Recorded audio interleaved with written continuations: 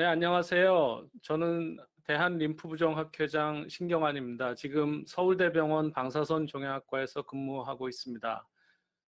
오늘 세계 림프부종의 날을 맞이하여 세계 림프부종의 날을 소개하고 그리고 대한림프부종 학회가 어떤 일을 하는지에 대해서도 오늘 잠깐 말씀드리려고 합니다.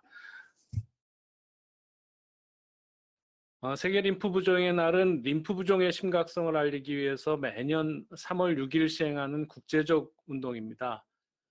목표는 영어로는 to make cures for lymphedema and lymphatic diseases a global priority인데 림프부종으로 인한 삶의 질 저하를 극복하고자 치료법을 개선하고 또 림프부종의 완치를 목표로 해서 국가, 단체, 환우, 의료진, 연구자 등이 림프부종의 심각성을 인지하고 노력을 다짐하는 국제적 행사가 되겠습니다. 2016년도에 시작했는데요. 미국 상원에서 매년 3월 6일을 월드 림페데마 데이로 지정 후에 국제적으로 매년 행사가 진행되고 있고 한국은 올해가 처음 국제 행사에 참여하게 되었습니다. 아시다시피 림프부종은 굉장히 심각한 질환입니다. 림프부종은 림프액의 이동 능력과 여과 능력이 감소되고 신체 보상 장치로도 림프 순환이 이루어지지 않아서 팔 또는 다리 등에 생기는 부종이 되겠습니다. 이 좌측 사진은 우측 팔에 심각한 림프부종이 보이는 림프부종이 있는 그런 환자가 되겠고요. 우측 사진은 좌측 다리에 심각한 림프부종이 있어서 이런 정도가 되면 굉장히 치료 완치가 어렵고 환자의 삶의 질이 굉장히 떨어지기 때문에 남은 환자분이 살아가는 동안 굉장히 삶의 질이 저하되는 그러한 심각한 질환이 되겠습니다. 종류와 원인은 1차성 림프부종으로 선천적으로 생기는 경우도 있지만 또 염증이 생겨서 림프관이 막히는 경우가 원인으로도 되겠습니다. 또 2차성 림프부종은 암수술 등 치료 후에 많이 생기는데요. 특히 유방암이라든지 자궁경부암, 난소암 등 수술 및 방사선 치료 또 화학요법 후에 2차성 림프부종이 생기는 것이 매우 큰 원인이 되겠습니다. 그 밖에도 교통사고라든지 외상 후에도 또 2차성 림프부종이 생기는데 이 모든 것들은 림프관 또는 림프절이 막혀서 발생하게 되겠습니다. 세계 림프부종의 날 행사는 그래서 2016년부터 시작해서 이게 작년 좌측 사진은 작년 3월 6일에 행사가 국제적으로 행사되었던 사진들이고요. 캠페인이라든지 강의라든지 또 환우들이 참여해서 직접 등을 밝힌다든지 등등 하는 여러 가지 행사가 이루어지고 있습니다. 그리고 우측은 이제 올해 행사가 이루어질 국가들이고요. 대다수의 유럽 및 북미 쪽 그리고 아시아에서는 대한민국과 인도 쪽이 아마 이 세계 림프부종의 날 행사에 참여하고 있습니다. 영국의 예를 들자면 영국에서는 3월 1일부터 3월 6일까지를 림페데마 어웨어니스 윅, 즉 림프부종 인식 주간으로 정해서 일주일 동안 대대적인 행사를 하고 있습니다. 한국에서도 이제 이 세계 림프부종의 날 행사에 참여하고자 등록을 하였고 올해부터는 림프부종의 날을 기념하기로 하고 행사를 하기로 했는데 여러 가지 방법이 있습니다만은 일단 올해는 첫 행사니만큼 주로 온라인 강연으로 그리고 코로나 때문에 지금 직접 찾아뵙고 모이기가 어렵기 때문에 온라인 강연으로 올해는 진행할까 합니다. 여기서 대한림프부종학회가 이제 주가 돼서 진행하게 되는데요. 대한림프부종학회에 대해서 잠깐 소개 말씀 올리겠습니다. 대한림프부종학회의 목적은 림프부종과 관련된 기초 및 임상적 연구와 림프부종의 예방, 교육, 진단 및 치료의 발전에 기여하고자 설립되었습니다. 2004년도에 연구회가 설립됐고 2010년도에 학회로 계승 발전돼서 작년에 창립 10주년을 맞이하였습니다. 의사뿐 아니라 물리치료사, 간호사 등 림프 부종에 종사하는 다양한 의료진이 함께하는 학회가 되겠고요. 또 재활의학과에서 많은 의사분들이 참여하고 계시지만 재활의학과뿐 아니라 림프 부종을 야기할 수 있는 유방외과, 산부인과, 방사선종양학과, 그리고 진단할 수 있는 핵의학과, 또 치료에 관여해 주시는 혈관외과라든지 성형외과 등 여러 전문 학회과 같이 하는 다학제 학회가 되겠습니다. 회원은 정회원이 372명, 준회원이 1286명 등으로 현재 약 1600명 이상, 1700명에 가까운 회원이 대한림프부종학회에서 활동하고 있습니다. 그래서 학회 주요 활동은 매년 5월과 11월에 두 차례 학술대회를 하고 또 집담회도 열고 있습니다.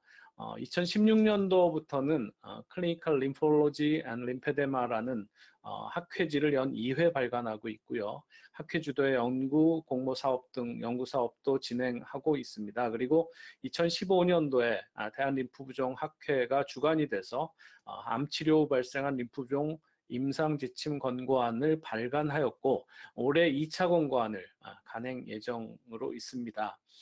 그리고 의사뿐 아니라 치료사, 간호사 분들을 위한 실기교육이 춘추계 학술대회와 함께 연 2회 시행되고 있고 드디어 올해부터는 세계 림프부종의 날 한국 행사를 주관해서 대한림프부종학회에서 진행하게 되었습니다.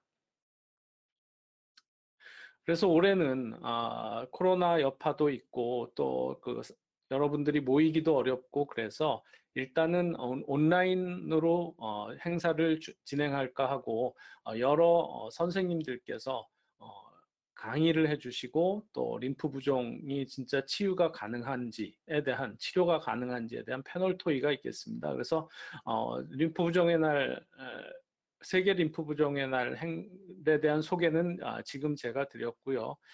림프 부종 자가관리 체크리스트, 그리고 림프 부종에 꼭 알아야 할 치료 원칙, 그리고 집에서 림프 부종을 어떻게 하면 영상을 보며 따라하면서 림프 부종의 재활에 어떻게 도움이 될지에 대한 강의가 있겠고요. 또 패널 토의가 연결이 되겠습니다. 아무쪼록 림프 부종의 날의 취지를 잘 이해하시고 또 따라하셔서 림프 부종의 심각성을 널리 알리고 또 한우분들 그리고 보호자분들, 가족 여러분들께서 림프 부종에 대처할 수 있는 좋은 계기가 되었으면 합니다. 네, 감사합니다. 네, 안녕하세요. 림프 부종이 드디어 국제적인 이슈가 돼서 세계 림프 부종의 날이 3월 6일로 선포가 되고 그런 가운데 한국이 그 세계 림프 부종의 날의 행사에 참여를 하게 됐고요. 그 첫 참여일에 첫 번째 강의를 오픈하게 돼서 정말 영광스럽고 또 기쁘게 생각합니다. 오늘 그 림프 부종 우리가 알아야 할 것, 림프 부종 자가관리 체크리스트라는 제목으로 강의를 하게 된 성균관의대 삼성서울병원 재활의학과 교수 황재입니다. 저는 암 환자의 림프 부종을 중심으로 해서 신경근골격계 문제, 기능의 문제를 보는 암재활 클리닉을 담당하고 있습니다.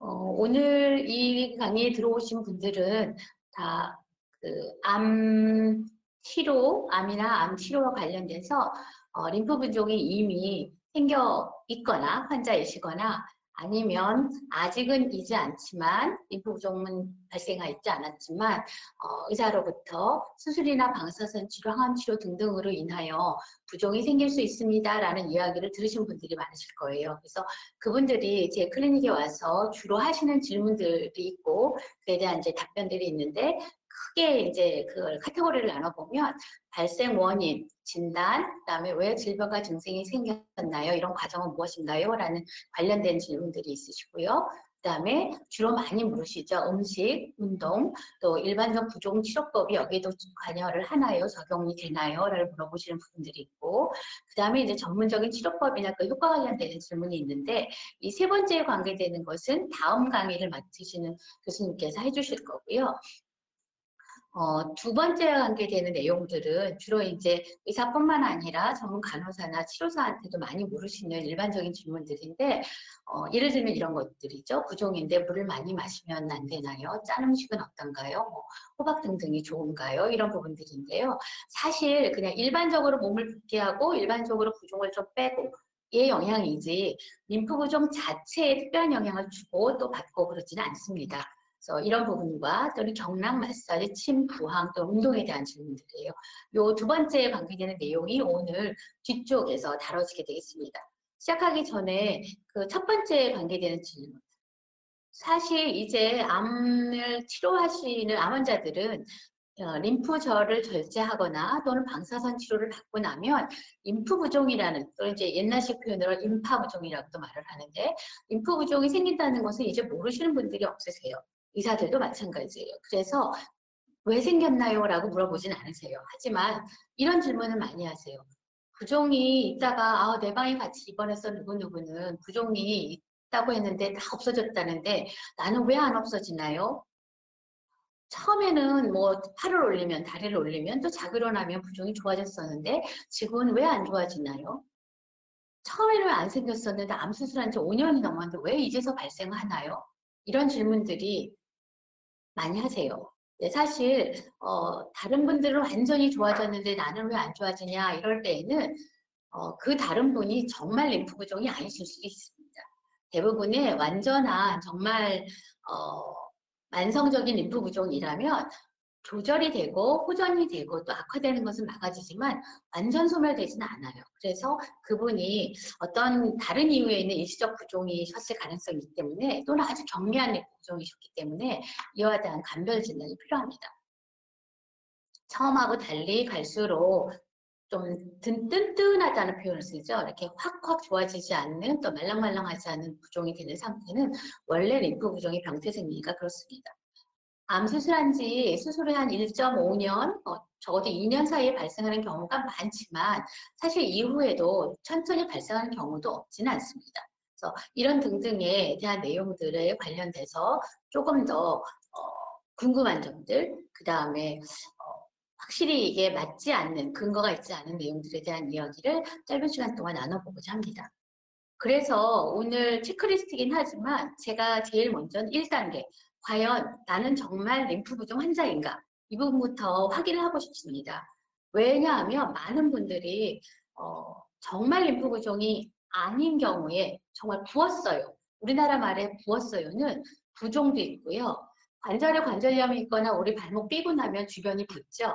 이건 염증성으로 부은 건데 이것을 이제 학문적 용어는 종창이라고 하거든요. 그런 식의 어떤 부은 것, 그 관절 주변에 손상받은 부위에 붓는 것, 또 부었다고 환자들이 이야기를 하고요. 비대, 커진 것, 팔이 커졌어요, 다리가 커졌어요, 어디가 커졌어요. 이런 부분들도 다 부었다라고 그냥 일반적으로 표현을 하기 때문에 그 각각의 문제들은 다 구분이 돼줘야 되고 그 원인들의 다양한 상태이기 때문입니다. 정말 그게 림프 부종이 아닌 질환일 수도 있고요. 또는 림프 부종 환자에 있어서도 발목도 삘 수 있고 관절염도 있을 수 있기 때문에 어떤 다른 이유가 추가돼서 더 부었을 수 있거든요. 이런 부분들을 구분할 필요가 있습니다. 림프절의 절제가 많을수록 감시림프절 절제술만 한 경우와 겨드랑이 림프절 애가 절제술을 많이 한 경우 차이가 분명히 있겠죠. 방사선 치료도 일부만 받은 경우와 림프절 있는 부분까지 많이 받았을 때 위험도가 한 4배쯤 증가하는데요. 훨씬 더 높고 심하게 발생할 수 있습니다. 그런데 나는 사실 감시림프절 절제술로 2개, 3개 띄었어요. 방사선 치료도 뭐 아주 국소적으로 했어요. 아니면 심지어 하지 않았어요. 인데 다른 분은 심한 치료를 받아서 많이 부으신 분의 그 문제를, 위험도를 4개 적용을 해서 굉장히 걱정을 하시거나 실제 일시적으로 있는 문제를 장기적인 문제를 걱정하시는 분들도 사실 많습니다. 그래서 다른 환자의 상태를 무조건 4개 적용하지는 않으셨으면 합니다. 세 번째는요. 지금 림프 부종, 이게 참 환자들이 이제 걱정하시는 부분이에요. 너무 감사하게도 지금까지는 안 생겼는데 영원히 안 생길까요? 하는 부분이죠. 앞에서도 말씀드렸지만 요 그래프를 보시면 1년에서 한 1년 반쯤에 발생하는 환자의 대부분이 이쪽 부분에 많이 생깁니다. 하지만 2년까지, 3년까지도 은근씩 발생하는 분들이 있으세요. 그래서 1, 2년 사이에 안 생겼다고 위험도가 있으신 분이 영원히 발생하지 않는다고 말할 수는 없으나 위험도가 현저히 감소하는 것은 사실입니다. 진단할 때예요. 우리가 부었어요 하면 이렇게 꾹 눌러보면 쑥 들어가요 하는 걸 우리가 부종이 있어요 라고 말을 하죠. 이런 부분들을 우리가 함요 부종이라고 해서 일반적 부종의 특징입니다. 하지만 림프 부종은 처음부터 끝까지 이렇게 쑥쑥 들어가는 물 찬 것 같은 상태가 그리 오래 가지 않고 이렇게 자국이 아주 작게 남거나 별로 함유되지 않는 부종인 건 사실이에요. 그 다음에 팔이나 손가락이나 발가락이 이렇게까지 확실하게 붓는 경우가 많은데 이렇게 붓지 않는 환자들도 사실은 있어요. 많이 있긴 하지만 내가 손가락, 발가락이 부었을 때 이게 다른 정맥이나 다른 질환이 아니고 림프 부종이야 라고 말하려면 이렇게 손가락으로 꼬집어 봤을 때 이렇게 피하가로 이렇게 들려줘야 되거든요. 이런 경우는 부종이 없습니다 라고 얘기할 때 림프 부종이 있는 쪽은 이렇게 찝어보면 튼튼하게 안 찝혀요. 텐팅 된다고 하거든요. 딱 들어 올려지지가 않는 것. 이 부분이 림프 부종의 특징입니다. 그래서 제가 환자들한테, 제 환자들한테 얘기할 때는 느낌으로만 얘기하지 마시고 꼭 꼬집어서 피하가 이렇게 들어 올려지는지를 보세요 라고 이야기를 하고요. 환자들이 나는 림프 부종인 것 같아요 하고 올 때 유방암을 치료하시는 분이나 부인암 환자들에 있어서 조금 더 이렇게 잘못 생각하시는, 걱정하시는 것 중에 하나에 가장 흔한 게 애과막 증후군이라고 이렇게 길게 이렇게 코드같이 생겨서 아주 막 심하게 막 아프다가 어느 정도 지나가면 감소하는 이런 좀 지나가는 문제가 있는데 이 부분도 일시적으로 부종이 바로 생기기도 하고요. 또 흔하게 그 수술을 하면서 이 부분에 있는 피부 신경이 자극을 받아서 여기가 감각이 이상해지시는 분들이 있어요. 그러면 민감하거나 또는 먹먹해지는데요. 이러면 그 부분이 먹먹해지면 부었다라고 생각하시는 분들이 아주 많으세요. 그래서 이런 초기에 이런 분들이 있으시고요. 팔이나 다리나 아랫부분이 붓고 손가락이 붓고 발가락이 부으면 아주 쉽게 아는데요.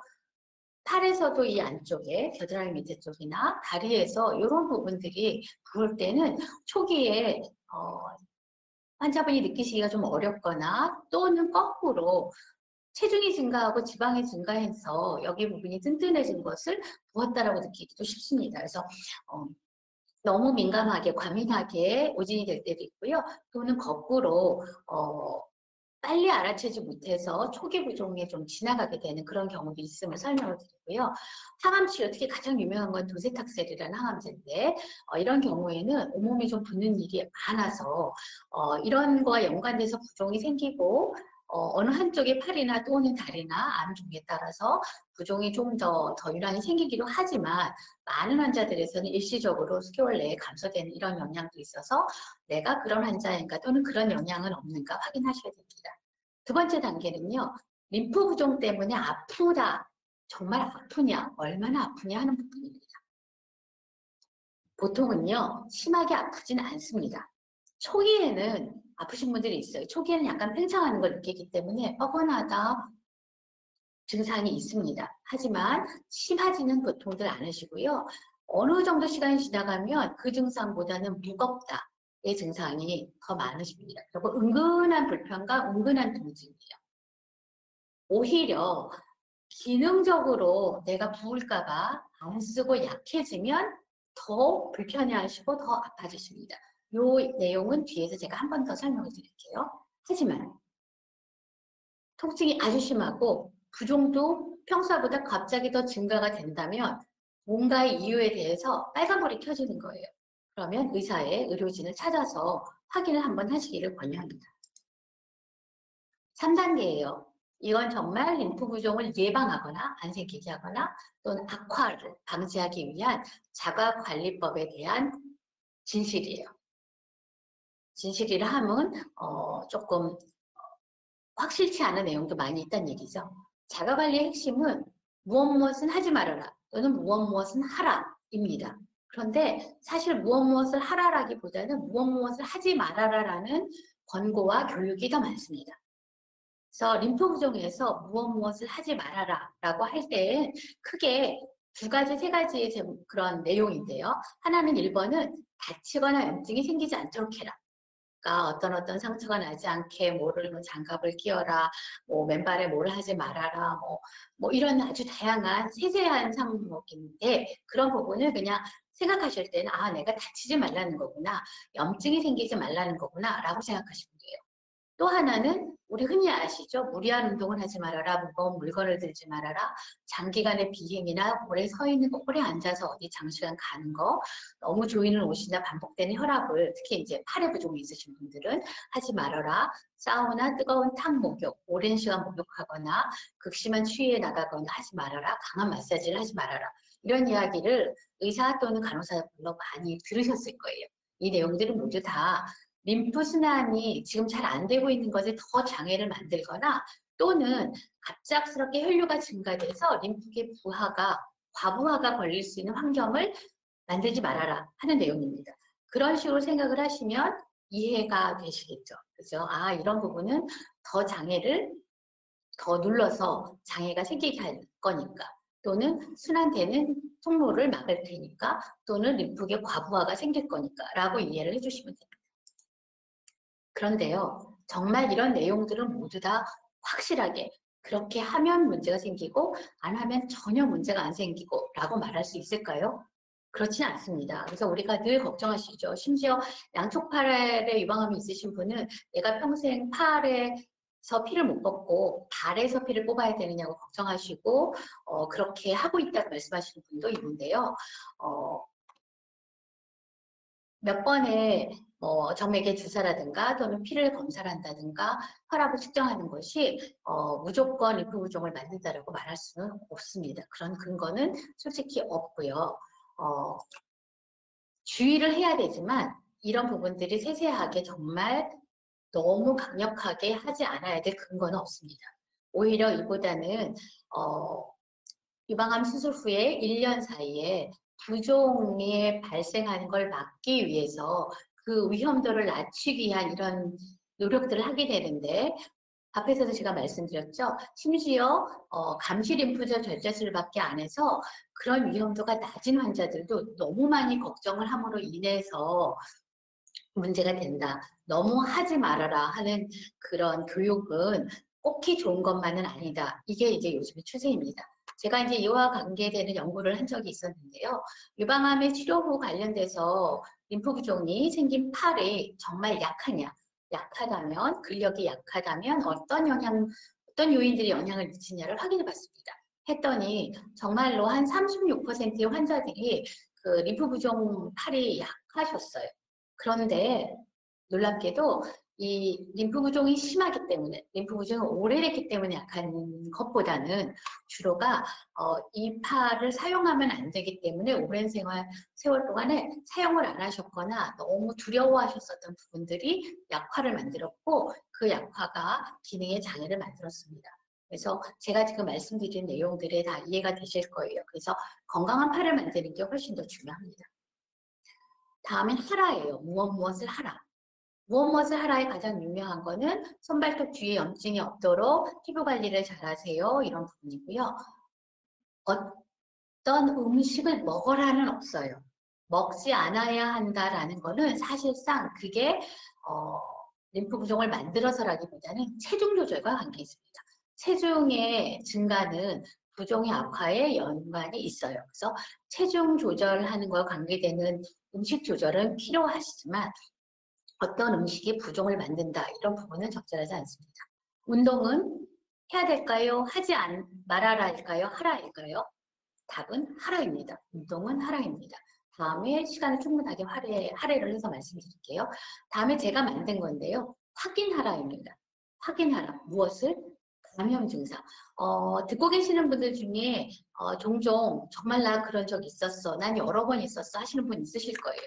갑자기 부어있는 팔이나 또는 다리나 어떤 부분이 붉게 열이 나고 뜨끈뜨끈하면서 멀개지고 너무 아프고 막 고열도 나고 메스꺼리고 뭐 체온도 올라가고 다리는 빵빵 또는 팔은 빵빵 붓고 이런 경험 하셨을 거예요. 그랬더니 감염, 봉화증염이다, 항생제를 써야 된다 이런 경험 있으시죠? 이런 감염이냐? 또는 암 재발과 관련된 증상인가 하는 것들을 확인해야 합니다.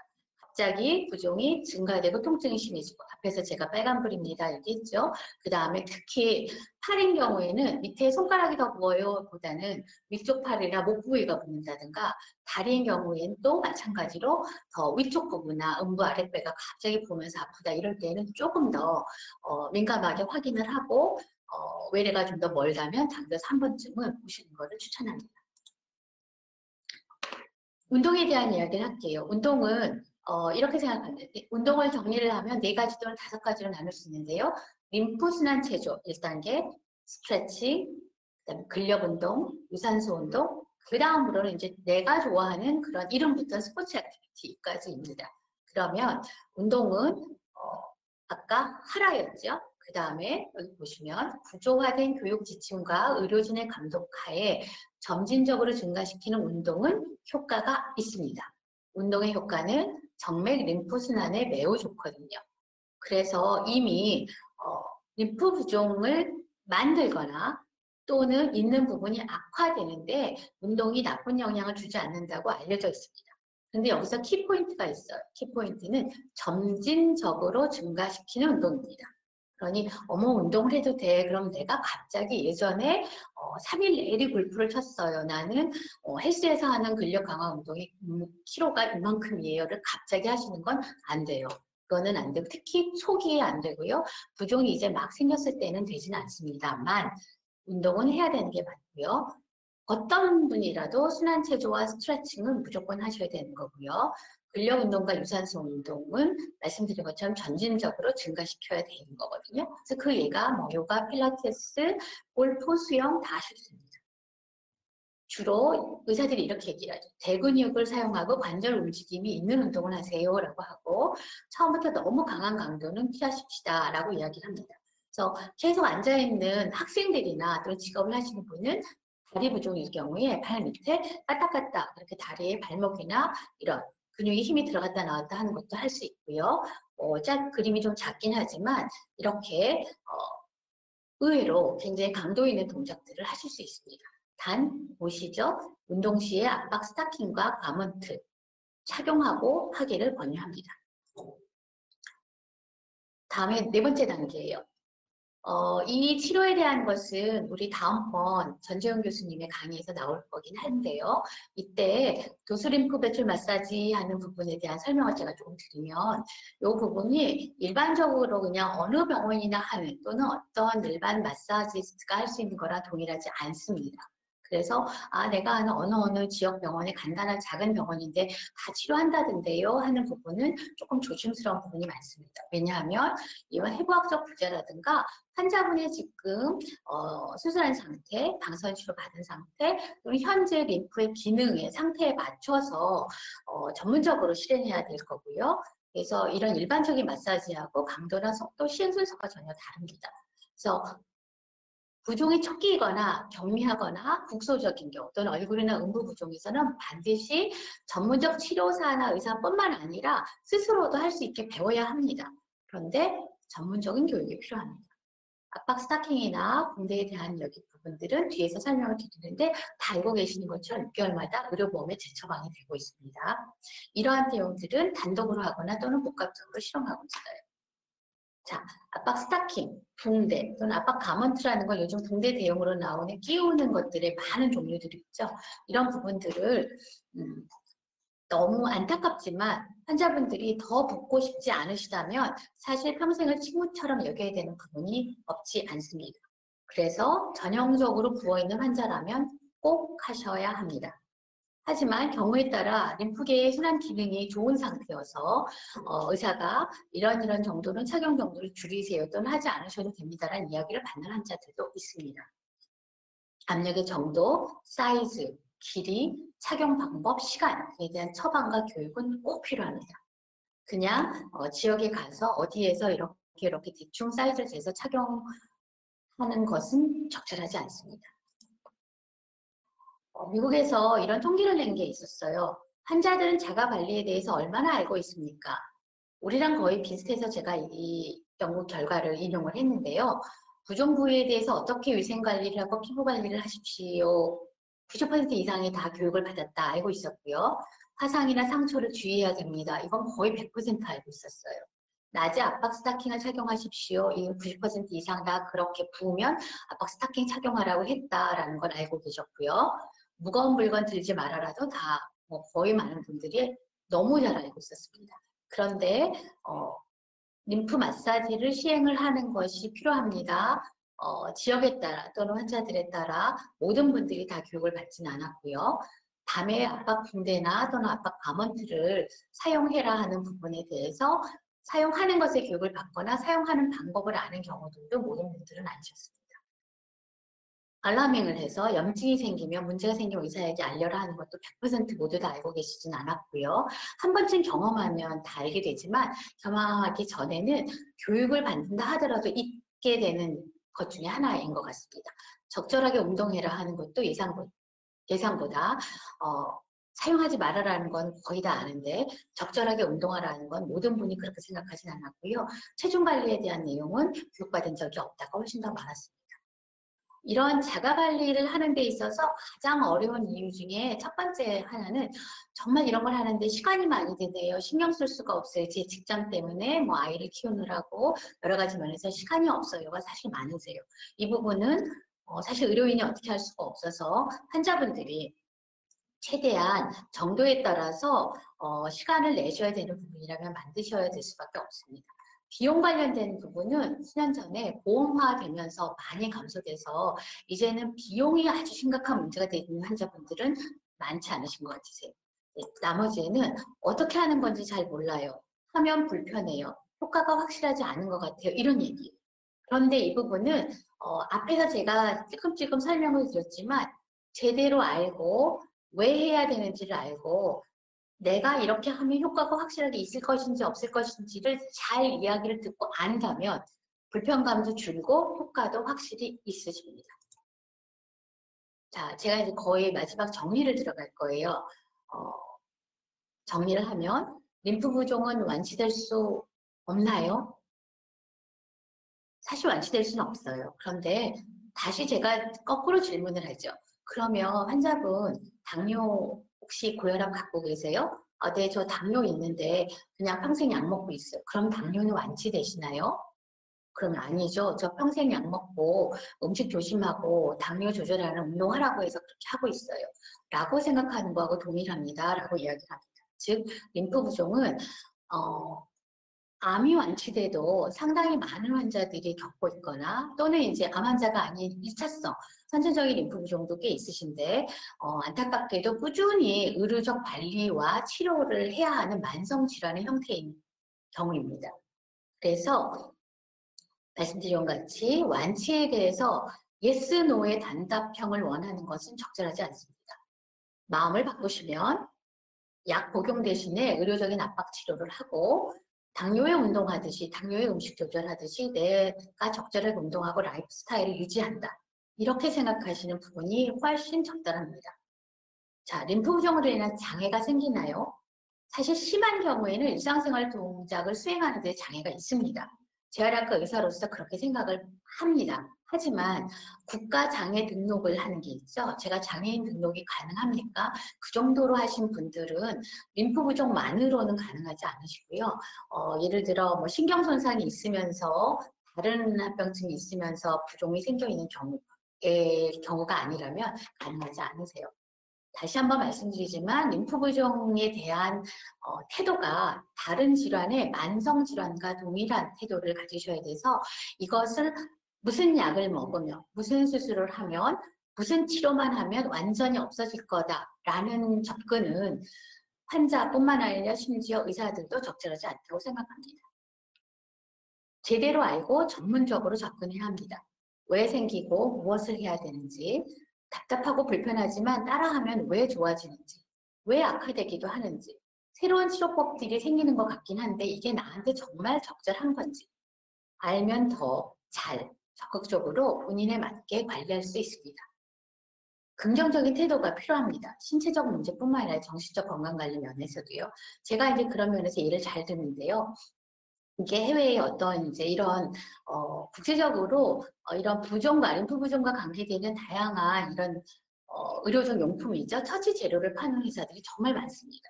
그런 데에서 사실 마찬가지죠. 외국에서도 이게 다 없어지는 병이 아니니까 한번 뭐 붕대 치료를 하거나 압박 스타킹을 하면 꾸준하게 착용을 하게 돼요. 근데 놀라운 변화가 수년 사이에 생기는데 이런 거예요.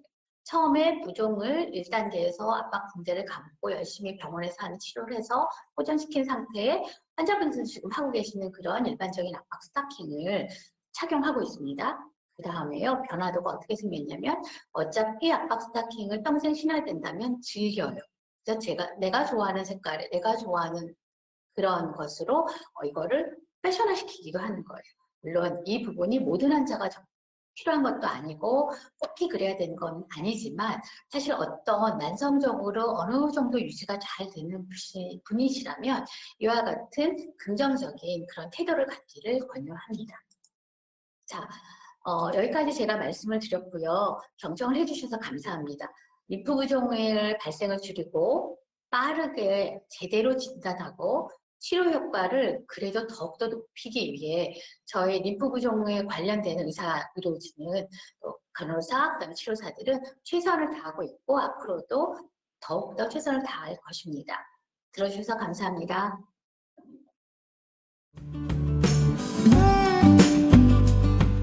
안녕하십니까. 저는 대한림프부종학회 총무이사를 맡고 있는 서울아산병원 전지영입니다. 세계 림프부종의 날을 맞아 림프부종 꼭 알아야 할 치료 원칙에 대해 소개할 수 있어 매우 기쁘게 생각합니다. 림프부종에 대해서 먼저 간단하게 제가 소개를 드리겠습니다. 림프 순환계는 우리 몸의 조직에서 발생하는 노폐물을 제거하고 면역 기능을 유지합니다. 하지만 림프절 절제술 등으로 인해 림프액의 수송 기능이 떨어질 수 있고 또 처리해야 될 림프액의 양이 증가할 경우가 생기는데요. 그림과 같이 수송 능력은 떨어지고 처리해야 할 림프액이 늘어날 경우 이럴 경우에는 림프액을 충분히 배출시키지 못해서 림프액의 정체가 발생할 수 있게 됩니다. 이러한 경우 림프 부종으로 진행할 수가 있습니다. 우리 몸은 일정 정도의 조직액을 유지하는 항상성을 가지고 있는데 앞서 그림과 같이 이러한 항상성이 유지되지 못할 경우에 조직액이 축적이 되고 이러한 부분 때문에 림프 부종이 발생하는데 그 결과는 이렇습니다. 오른쪽 CT에서 보시는 것처럼 조직액이 근육과 피부 사이에 축적이 되게 됩니다. 그리고 이렇게 축적된 림프 조직액 사이에서는 염증이 발생하게 되고요. 결과적으로는 염증의 결과로 섬유화와 주변의 지방 조직에 또 축적이 생기게 됩니다. 그래서 림프 부종이라고 하면 때가 되면은 빠져나갈 어떤 수분이 고여 있다라고 보면은 안 되고요. 이것은 염증으로 인해서 조직의 변화를 일으키는 만성 질환으로 이해를 하셔야 됩니다. 또한 이러한 그 부피 변화뿐만이 아니라 부분적으로 면역 기능 저하까지 동반돼 있는 질환이라고 보시면 됩니다. 사진의 환자분은 유방암 수술 후에 왼쪽 팔에 부종이 있는 분인데 손과 팔이 부풀어 올라 있는 것 외에도 보시면은 염증이 동반돼 있어서 약간 피부가 붉게 변해 있는 걸 보실 수가 있을 겁니다. 그래서 단순한 수분이 고여 있는 게 아닌 염증이다라는 부분을 다시 한번 강조를 합니다.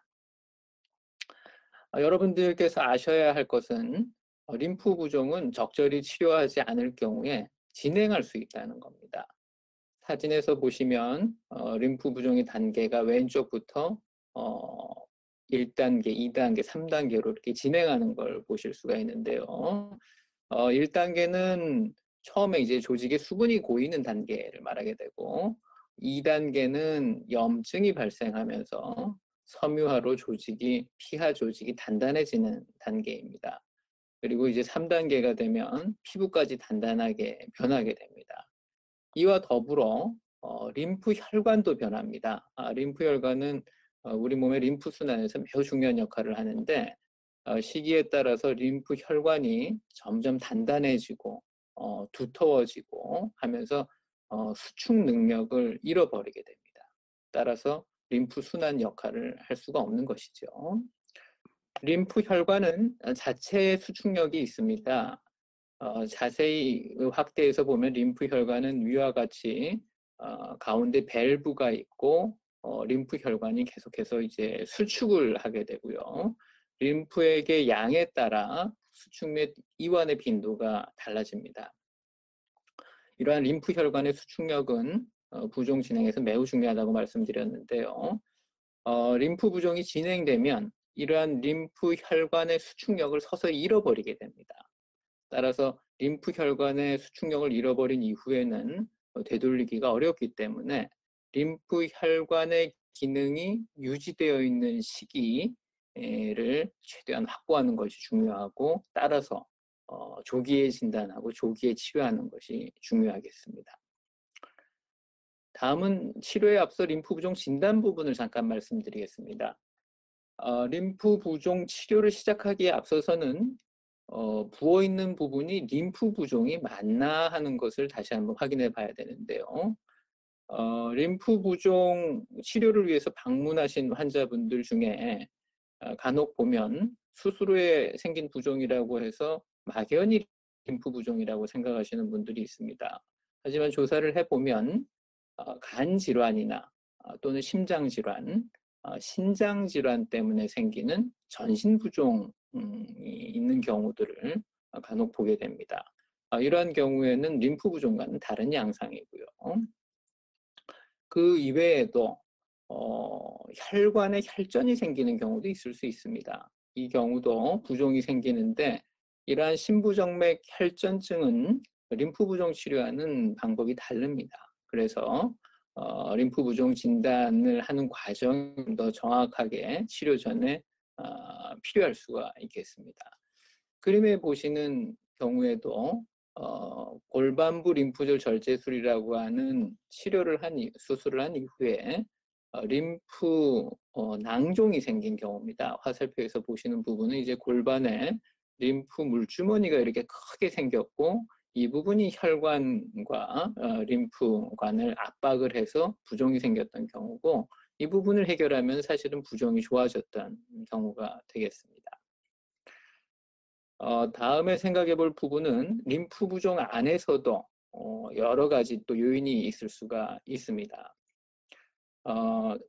수술 과정에서 림프절이 절제되거나 방사선 치료의 영향으로 림프 기능이 저하되어서 림프 부종이 생기는 경우가 물론 많습니다. 하지만 간혹 림프절의 종양이 재발하는 경우가 있을 수가 있습니다. 또한 혈관이 압박되는 그런 새로운 병변이 생겨서 부종이 생길 수도 있습니다.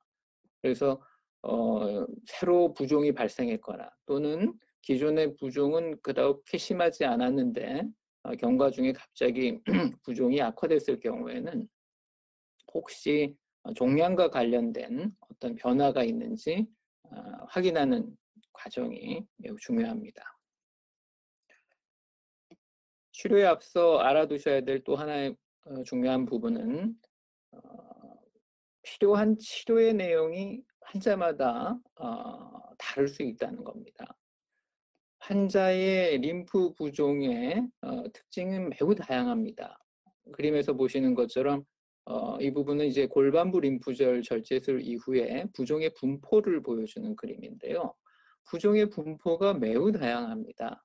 회음부 부종이 포함됐느냐 아니냐, 그다음에 양쪽 다리가 모두 침범됐는가 아닌가, 대퇴부, 그다음에 종아리, 발끝, 이렇게 분포 부위에 따라서 굉장히 다양하게 나뉠 수가 있습니다.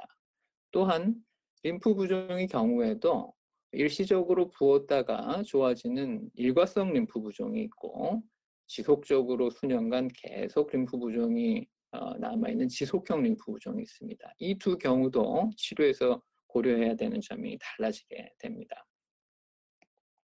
앞서 보여주셨던 사진인데요. 같은 환자에서도 부종의 진행 시기에 따라서 치료 내용이 달라집니다. 그렇다면 앞서 말씀드린 것처럼 환자에 따라서 부종의 분포도 다양하고, 그리고 부종의 경과도 일과성이냐 지속성이냐가 다르고, 또 부종이 진행할 경우에 부종의 중증도도 시기에 따라서 점점 달라질 수가 있기 때문에 이런 여러 가지 조합이 환자마다 다른 것이죠. 따라서 그러한 조합에 따라서 각 환자의 치료가 개별화되어야 됩니다. 따라서 어떤 특정 치료 한 가지로 여러 환자들이 공통적으로 되는 것은 아니고요. 여기서 다시 한번 강조해 드릴 것은 혈관의 수축력이 손상되는 진행된 시기에는 치료 효과를 보기가 굉장히 어렵습니다. 따라서 림프의 수송 능력이 남아있는 림프 혈관의 기능이 좋은 상태에서 빨리 진단을 하고 빨리 치료를 하는 것이 매우 중요하다고 할 수 있겠습니다. 자, 그럼 림프 부종 치료에 대해서 소개를 해드리겠습니다. 림프 부종의 치료에는 비수술 치료와 수술적 치료가 있습니다. 비수술적 치료는 복합 림프 물리 치료라고 합니다. 보통은 집중적인 치료를 하는 시기인 일기와 그리고 집중 치료 시기 이후에 치료 효과를 유지하는 유지기로 나누게 되고요. 이런 비수술적 치료는 상지 부종이나 하지 부종, 회음부, 최간부 부종 등 우리 몸의 여러 부위에서 발생하는 림프 부종 치료의 기본이 됩니다. 그 외에도 수술 치료가 있고요. 이 부분은 나중에 다시 한번 말씀드리도록 하겠습니다. 먼저 도수림프 배출법입니다. 도수림프 배출법은 조직에게 움직임을 증가시키기 위해서 고안된 방법이고, 림프의 해부와 림프의 생리를 잘 알고 그걸 바탕으로 해서 방법은 피부 표면을 굉장히 부드럽고 또 천천히 낮은 압력으로 적용하는 마사지 방법이 되겠습니다. 림프 부종 초기부터 시작하는 것이 효과적입니다. 하지만 모든 림프 부종에 다 적용할 수 있는 것은 아니고요. 급성 감염이나 또는 심부정맥 혈전증이 동반되어 있을 경우에는 금기층에 해당이 되겠습니다. 또한 중요한 것은 정식 교육을 받은 전문 치료사에게 치료와 교육을 받는 것을 권유해 드립니다. 그림과 같이 유방암 수술을 하면서 애가부 림프절을 절제할 경우에는 이후에 새로운 림프 경로의 형성이 있을 수 있는데 그림과 같은 여러 유형이 있을 수 있습니다.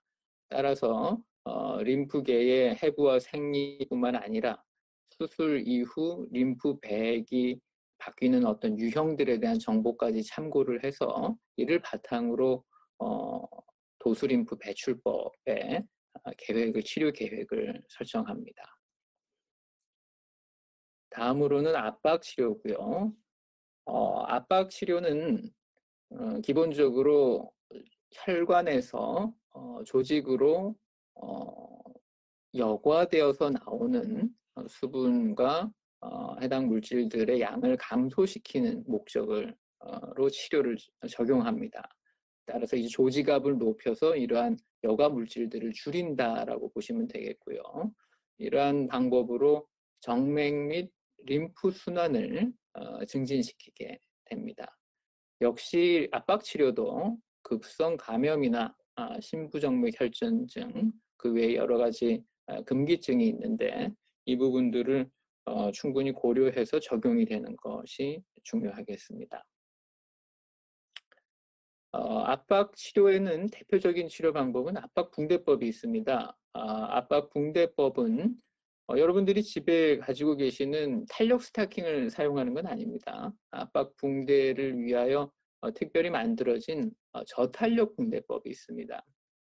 일반적으로 갖고 계시는 탄력 붕대는 사실은 안정 시에는 너무 조이고 활동 시에는 느슨해져서 치료 효과를 거두기가 어렵습니다. 부종을 위한 붕대는 반대 특징을 가지고 있습니다. 안정시에는 조이는 느낌이 크지가 않고 활동을 할 때는 높은 활동 압력을 보이는 게 치료 효과에 필요합니다. 따라서 이러한 방법을 통해서 원위부, 몸에서 먼 쪽은 붕대 아래쪽에 압력이 높고 근위부로 올라갈수록 압력이 낮아져서 압력 경사를 만들 수 있게 됩니다. 따라서 이러한 원리를 이용해서 근육과 피부 사이에 림프액을 몸에 가까운 근위부로 이동시키는 방법이 되겠습니다. 보통 집중 치료 시기에는 치료사가 시행을 하지만 유지기에는 환자나 보호자분이 시행을 하게 됩니다. 따라서 치료 효과 유지에 유리하게 하기 위해서는 방법을 잘 익히시는 것이 좋겠습니다. 다음으로는 압박 가먼트인데요. 굉장히 다양한 가먼트들이 이제 시장에서 활용이 가능합니다. 유지기의 부종이 악화되는 것을 막고 관리하기 위해서 아까 보셨던 붕대법과 더불어서 사용할 수 있는데 부위에 다양한 목적으로 착용할 수 있는 압박 가먼트들이 있습니다. 따라서 이러한 정보를 담당 전문의들과 함께 상의하셔서 본인이 조금 더 수월하게 부종을 관리할 수 있도록 조언을 얻으실 수 있을 것 같습니다. 압박 스타킹도 사용을 하게 되는데 압박 스타킹 역시 집중 부종 치료로 감소된 부종 상태를 유지하기 위해서 사용할 수도 있고 또한 아직 부종이 심하지는 않지만 부종의 진행을 예방하기 위한 목적으로 사용할 수도 있습니다.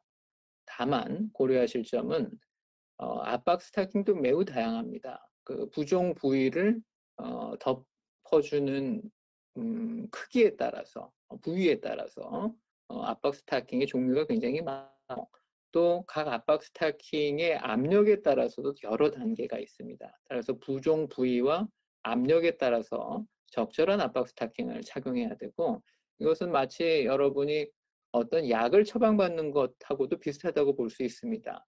그래서 친구분, 동료분이 쓰던 압박 스타킹을 이렇게 쓰고 오시는 분들도 가끔 보는데 본인의 림프 부종 상태에 맞지 않는 경우들이 많습니다. 따라서 약을 처방받는 것과 같이 적절한 압력과 적절한 부위에 대한 압박 스타킹 처방을 받는 것이 중요하고요. 다행히 그 의료보험으로 적용이 되면서 예전보다는 부담이 많이 줄었습니다. 그리고 압박 스타킹의 특성상 사용을 하시면서 압력이 줄어들 수밖에 없습니다. 그럴 경우에는 주기적으로 교체를 하셔서 필요한 압력이 항상 적용될 수 있도록 하셔야 부종의 상태를 목적대로 감소된 상태로 유지하실 수가 있겠습니다. 다음은 피부 관리인데요.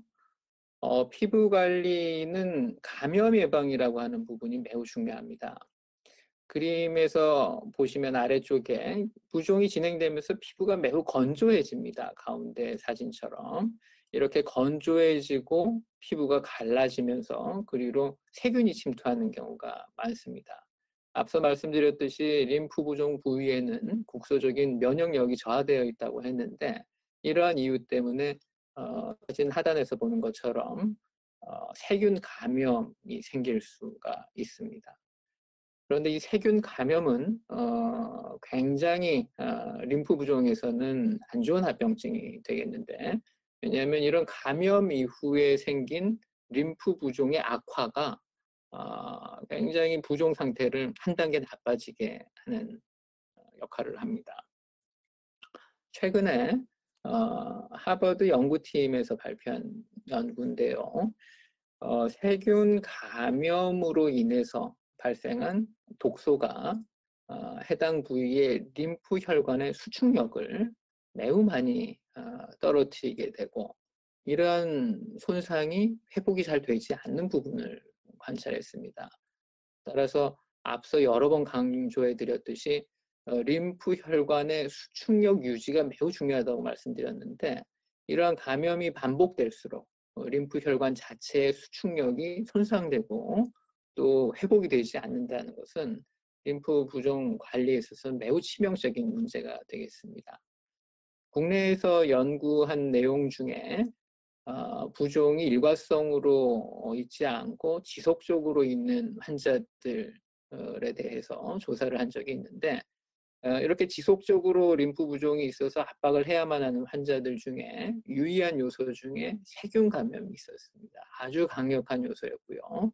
세균 감염이 있었던 림프 부종 환자는 지속적으로 부종이 있거나 악화될 가능성이 높은 것으로 보고가 되었습니다.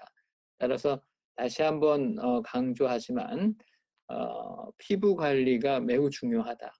세균 감염 방지를 위해서 매우 중요하고, 보습제나 유연제 등을 사용해서 피부가 감염으로부터의 어떤 저항력을 가질 수 있도록 만들고, 그래도 혹시라도 감염이 생겼을 때는 빨리 항생제 치료를 해서 감염이 진행되는 것을 막아야 되겠습니다.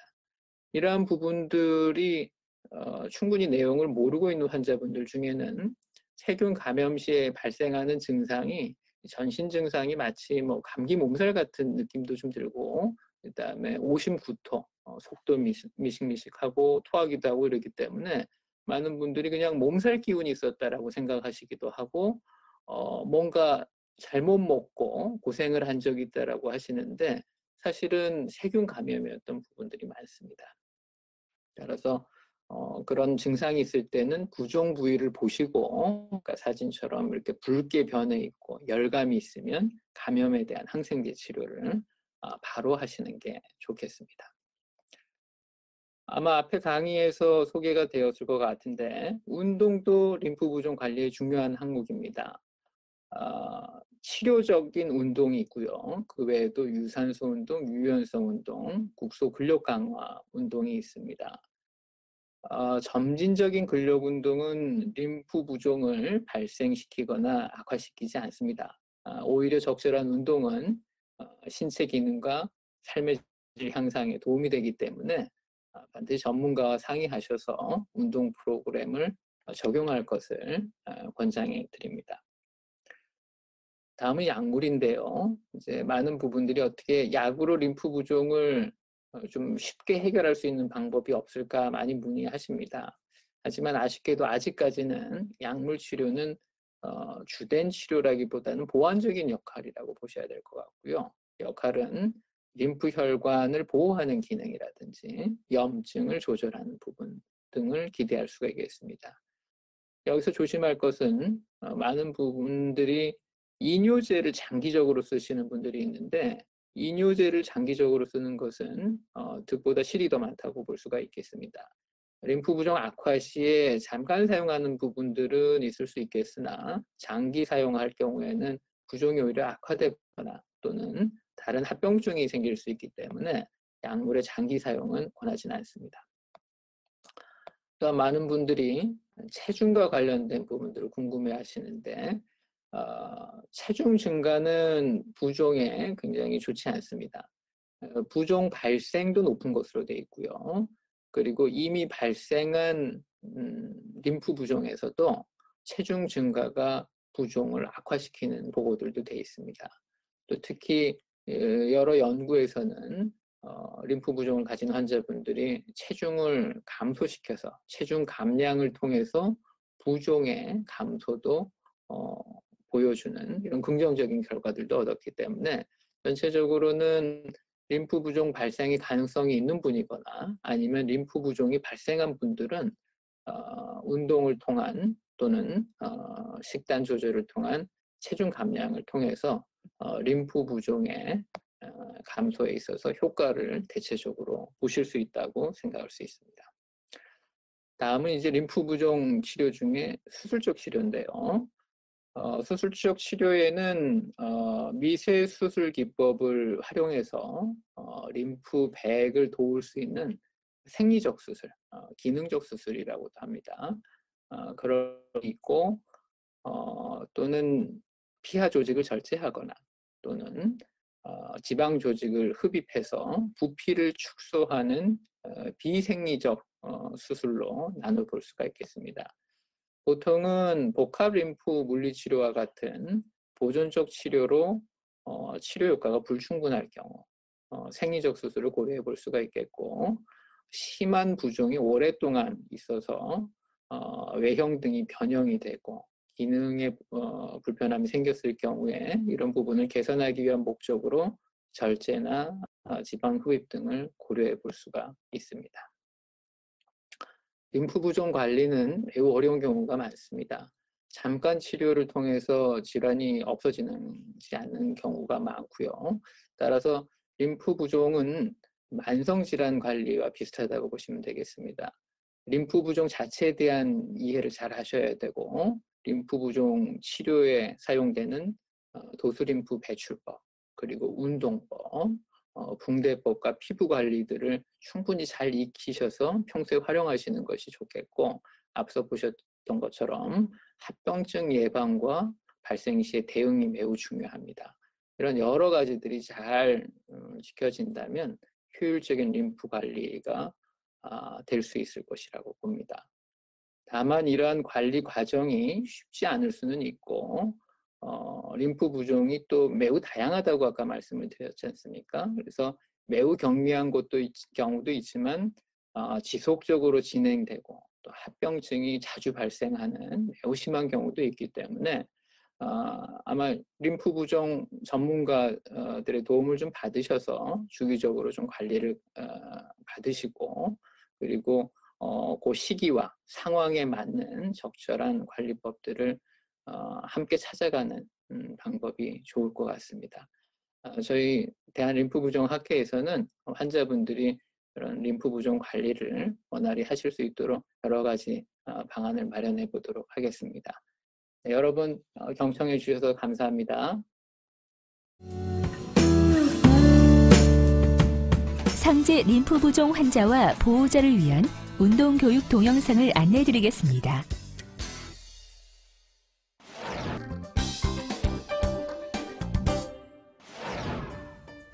림프 부종 운동은 부종 부위의 림프 혈관들에 적당한 압력을 줄 수 있을 정도로 리듬감이 있는 근육 운동들로 구성하는 것이 좋습니다.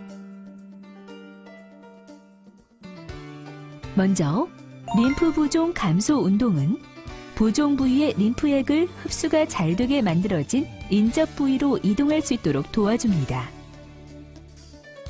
근육과 결합 조직을 이완시켜 수술 부위 흉터와 관절을 부드럽게 하고 림프액 흐름의 차단을 감소시켜줍니다.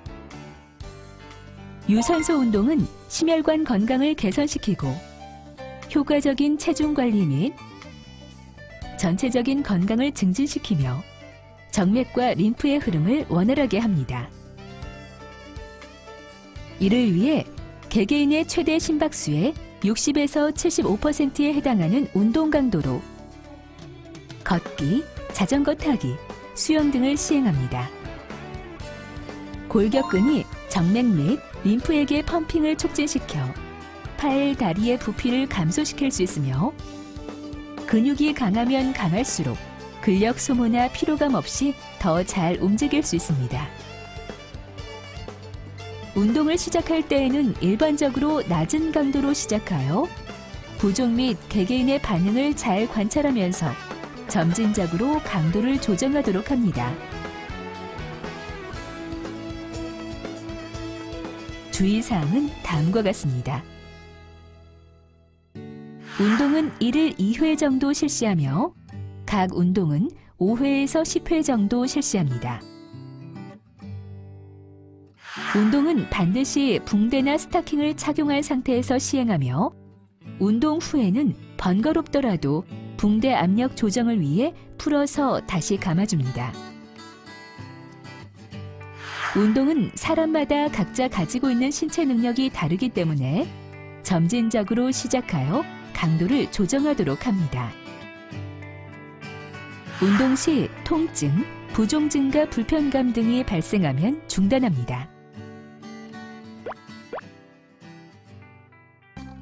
그럼 지금부터 상제 림프 부종 환자에게 도움을 주는 운동법을 소개해 드리겠습니다. 보호자분들도 주의 깊게 보시기 바라며 편안하고 넉넉한 옷을 입고 붕대나 스타킹을 착용한 상태에서 바른 자세로 따라하시기 바랍니다. 첫 번째는 코로 숨을 들이마시고 입술을 오므려 길게 내쉬기. 두 번째는 목을 시계 방향과 반대 방향으로 부드럽게 돌리고 측면 돌리기도 시행합니다.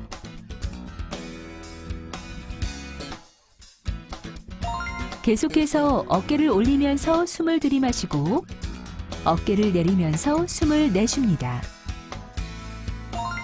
양 어깨를 전방과 후방으로 크게 원을 그리며 각각 돌려줍니다.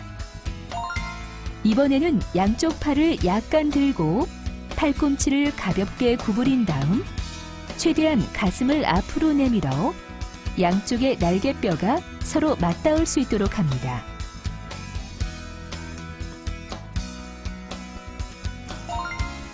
다음은 정면에 사다리가 있다고 생각하고 팔을 최대한 위로 뻗었다가 내리기를 반복하는 운동입니다. 이어서 수평으로 막대를 잡은 상태에서 팔을 번갈아 왔다 갔다 하며 막대를 위아래로 돌립니다.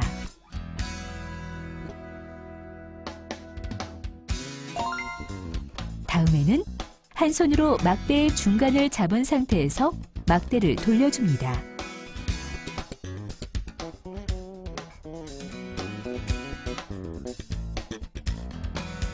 계속해서 양손으로 막대를 들어 올린 상태에서 팔을 앞에서 위로 뻗었다가 팔꿈치를 내리면서 머리 뒤로 내려줍니다.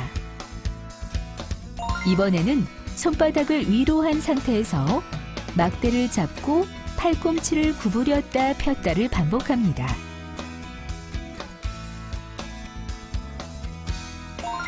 이 동작은 주먹을 쥔 상태에서 손목 돌려주기입니다. 주먹을 쥐었다 펴기를 천천히 반복하는 운동도 효과적입니다.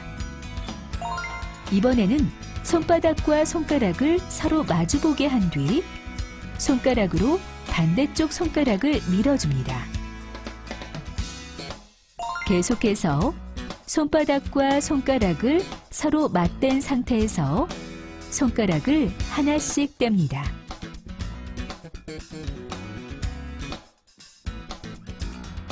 걷기나 자전거 타기의 경우 강도는 저강도보다는 중등도 강도 정도로 시행하는 게 좋은데 중등도 강도는 숨이 차지만 옆 사람과 대화는 가능한 정도를 말합니다. 시간은 최소 30분 이상을 목표로 하되 처음부터 무리하지 말고 15분부터 시작해 서서히 시간을 늘려가는 것이 좋습니다. 이번에는 어깨 넓이 정도로 다리를 벌리고 무릎을 살짝 구부립니다. 허리는 곧게 펴고 상체를 45도 각도로 숙입니다. 한 손으로 덤벨을 잡고 등 힘으로 당긴다고 생각하고 천천히 팔꿈치가 몸통보다 뒤로 가게 충분히 당겨줍니다. 이때 호흡은 내쉽니다. 한 손에 덤벨을 든 상태에서 다른 한 손으로는 팔꿈치 부위를 고정하고 팔꿈치를 뒤로 구부린 다음 손목을 굽히지 않고 곧게 편 상태에서 머리 위로 팔을 뻗습니다.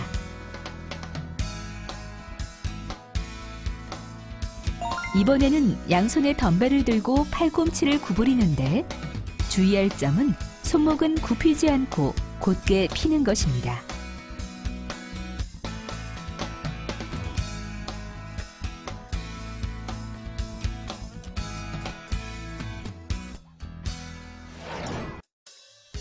지금부터 하지 림프 부종 환자와 보호자를 위한 운동 교육 동영상을 안내해 드리겠습니다.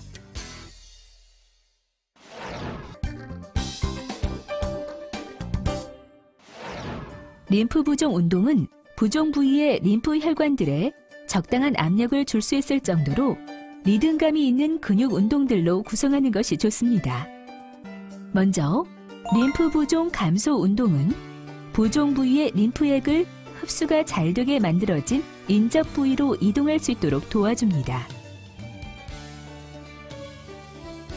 근육과 결합 조직을 이완시켜 수술 부위 흉터와 관절을 부드럽게 하고 림프의 흐름의 차단을 감소시켜줍니다. 유산소 운동은 심혈관 건강을 개선시키고 효과적인 체중 관리 및 전체적인 건강을 증진시키며 정맥과 림프의 흐름을 원활하게 합니다. 이를 위해 개개인의 최대 심박수의 60에서 75%에 해당하는 운동 강도로 걷기, 자전거 타기, 수영 등을 시행합니다. 골격근이 정맥 및 림프에게 펌핑을 촉진시켜 팔, 다리의 부피를 감소시킬 수 있으며 근육이 강하면 강할수록 근력 소모나 피로감 없이 더 잘 움직일 수 있습니다. 운동을 시작할 때에는 일반적으로 낮은 강도로 시작하여 부종 및 개개인의 반응을 잘 관찰하면서 점진적으로 강도를 조정하도록 합니다. 주의사항은 다음과 같습니다. 운동은 1일 2회 정도 실시하며 각 운동은 5회에서 10회 정도 실시합니다. 운동은 반드시 붕대나 스타킹을 착용한 상태에서 시행하며 운동 후에는 번거롭더라도 붕대 압력 조정을 위해 풀어서 다시 감아줍니다. 운동은 사람마다 각자 가지고 있는 신체 능력이 다르기 때문에 점진적으로 시작하여 강도를 조정하도록 합니다. 운동 시 통증, 부종 증가 불편감 등이 발생하면 중단합니다.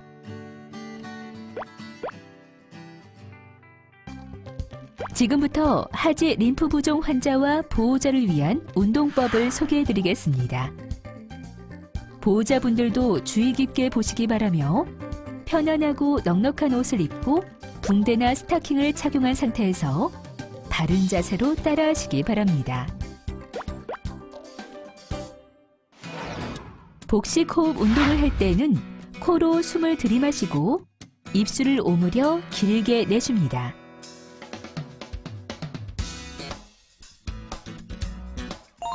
윗몸 일으키기를 할 때는 무릎을 구부려 세운 자세에서 손이 무릎에 닿을 정도까지만 상체를 들어 올려줍니다. 무릎을 구부려 세운 자세에서 좌우로 무릎을 돌려 유지하는 허리 회전 운동도 하지 림프 부종 환자에게 효과적입니다. 이번에는 무릎을 구부려 세운 자세에서 무릎을 좌우 번갈아 가며 한쪽씩 내렸다가 다시 제자리로 가져오기.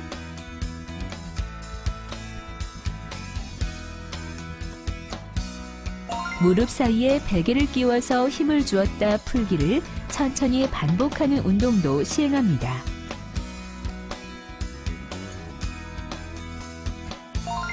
둔부 근육 강화 운동을 할 때에는 누운 자세에서 베개를 무릎 밑에 두고 누르면서 엉덩이를 약간 들어 올립니다. 누운 자세에서 할 수 있는 또 다른 자세는 최대로 발을 바깥쪽과 안쪽으로 돌려주는 다리 돌리기입니다. 계속해서 누운 자세에서 천천히 한쪽 무릎을 구부려 가슴 쪽으로 끌어당겨줍니다. 무릎을 구부려 공중에서 자전거 페달을 밟듯이 양발을 교대로 움직여주는 누워서 자전거 타기 동작을 할 때에는 손은 자연스럽게 양옆에 두고 엉덩이는 들리지 않도록 주의합니다. 발목 운동도 시행합니다. 먼저 누운 자세에서 발목을 위로 최대한 올렸다 내리는 동작을 반복하고 발목으로 최대한 큰 원을 그리듯 돌려줍니다. 발가락을 구부렸다 펴는 동작을 반복하는 것도 하지 림프 부종 환자에게 효과적입니다. 걷기나 자전거 타기의 경우 강도는 저강도보다는 중등도 강도 정도로 시행하는 게 좋은데 중등도 강도는 숨이 차지만 옆 사람과 대화는 가능한 정도를 말합니다. 시간은 최소 30분 이상을 목표로 하되 처음부터 무리하지 말고 15분부터 시작해 서서히 시간을 늘려가는 것이 좋습니다. 계속해서 보통 걸음으로 한 발을 내디딘 자세에서 양쪽 무릎을 천천히 45도 정도만 구부렸다 펴기를 반복합니다. 발 뒤꿈치 들어올리기를 할 때는 양발로 선 상태에서 벽에 양손을 지지하고 발 뒤꿈치를 들어올렸다가 내립니다. 스쿼트도 림프 부종 환자에게 효과적인 운동입니다. 양손에 덤벨을 들고 투명 의자에 앉는 것처럼 무릎을 천천히 구부리는데 이때 허리를 최대한 펴야 하며 무릎이 발가락보다 너무 앞으로 나가지 않도록 주의해야 합니다.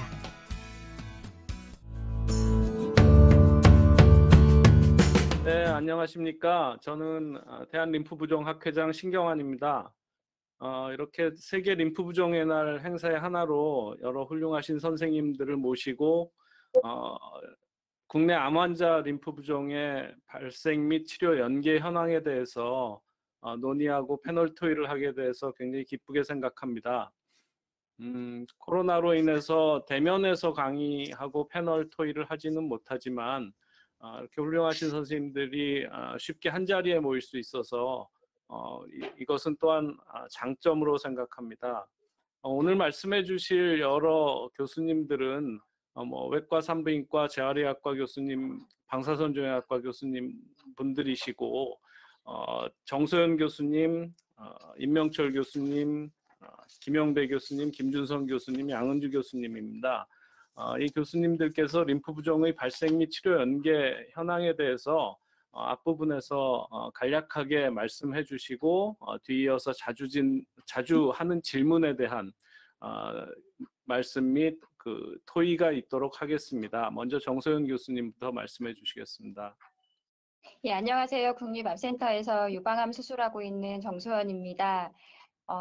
유방암 치료받으시는 분들이 가장 무서워하는 것 중에 하나가 수술한 쪽 팔이 붓는 림프 부종에 대해서 굉장히 우려를 하시는데요. 거기에 대해서 왜 생기는지, 어떨 때 더 생기는지 제가 간단히 좀 말씀드리겠습니다. 유방암 진단이 되면 왜 유방암 수술을 할 때 유방만 하지 않고 같은 쪽 겨드랑이를 수술을 하느냐 많이 물어보시거든요. 그게 보통 유방암이 생기게 되면 그 림프 순환이 팔 쪽 겨드랑이 쪽으로 가기 때문에 그렇습니다. 그래서 수술을 함으로써 우리가 알게 되는 거는 이게 림프절 전이가 있느냐 없느냐에 따라서 1기, 2기, 3기가 가름이 되게 되고 또 암이 그쪽에 있다 그러면 제거를 하게 되면서 이제 치료의 목적이 있게 되겠습니다. 그래서 현재까지의 표준 치료로는 같은 쪽에 있는 겨드랑이 림프절을 제거하는 게 표준 수술이 되겠습니다. 그러면 어느 정도까지 부종이 생기느냐 연구들에 따라서 조금 다를 수는 있지만 저희가 겨드랑 부분을 다 긁어내는 수술을 하신 분들은 15에서 20% 정도 림프 부종이 생긴다 되어 있고요. 한 20년 전부터는 저희가 감시 림프절이라고 그래서 암이 가장 먼저 가는 겨드랑 림프절 2개에서 이제 경우에 따라서는 다르지만 5개 정도를 제거를 하게 되면 그것만으로도 수술이 끝나시는 분들이 있습니다. 이런 경우에는 한 3에서 7%, 보통은 5% 내외로 림프 부종이 생긴다고 되어 있고요. 이런 거를 경험을 하고 일시적으로 생겼다가 좋아지시는 분들도 있지만 이 중에 한 40~50% 정도는 만성으로 유지가 되는 경우가 있다고 알려져 있습니다. 어떤 분들이 그러면은 위험하냐? 여러 가지 요인들이 있지만 먼저 환자분이 가진 요인들도 있습니다. 너무 체중이 많이 나간다거나 또 수술을 받고 그다음에 항암을 하고 방사선을 하고 이런 치료 과정 중에 심한 체중이 증가되는 경우에도 그 림프 부종의 발생이 높아진다라고 되어 있고요. 근데 무엇보다도 1번의 원인은 유방암 수술을 함으로써 생기는 게 가장 위험 인자이고 또 제거를 하는 겨드랑이 림프절 영역의 범위가 가장 우선이 되겠습니다. 그 외에도 항암 치료, 방사선 치료들도 조금씩 위험 인자로 알려져 있고요. 이제 치료를 다 마치고 나서 또 어떻게 관리하느냐에 따라서도 위험 그 빈도가 조금 차이가 있는데요. 그건 아마 뒷부분에 여러 교수님들께서 이야기를 해주실 거지만 간단히 말씀드리면 너무 뜨거운 열이 가해진다거나 오염된 칼이나 흉기에 다친다거나 하는 것들, 그로 인해서 염증이 생기는 경우가 상지 림프 부종의 위험을 높인다고 알려져 있습니다. 네, 두 번째는 임명철 교수님, 국립암센터 산부인과에서 근무하시는 임명철 교수님께서 부인암 관련한 하지 림프 부종에 대해서 말씀해 주시겠습니다. 네, 안녕하십니까. 국립암센터에서 부인암 치료하고 있는 산부인과 임명철입니다.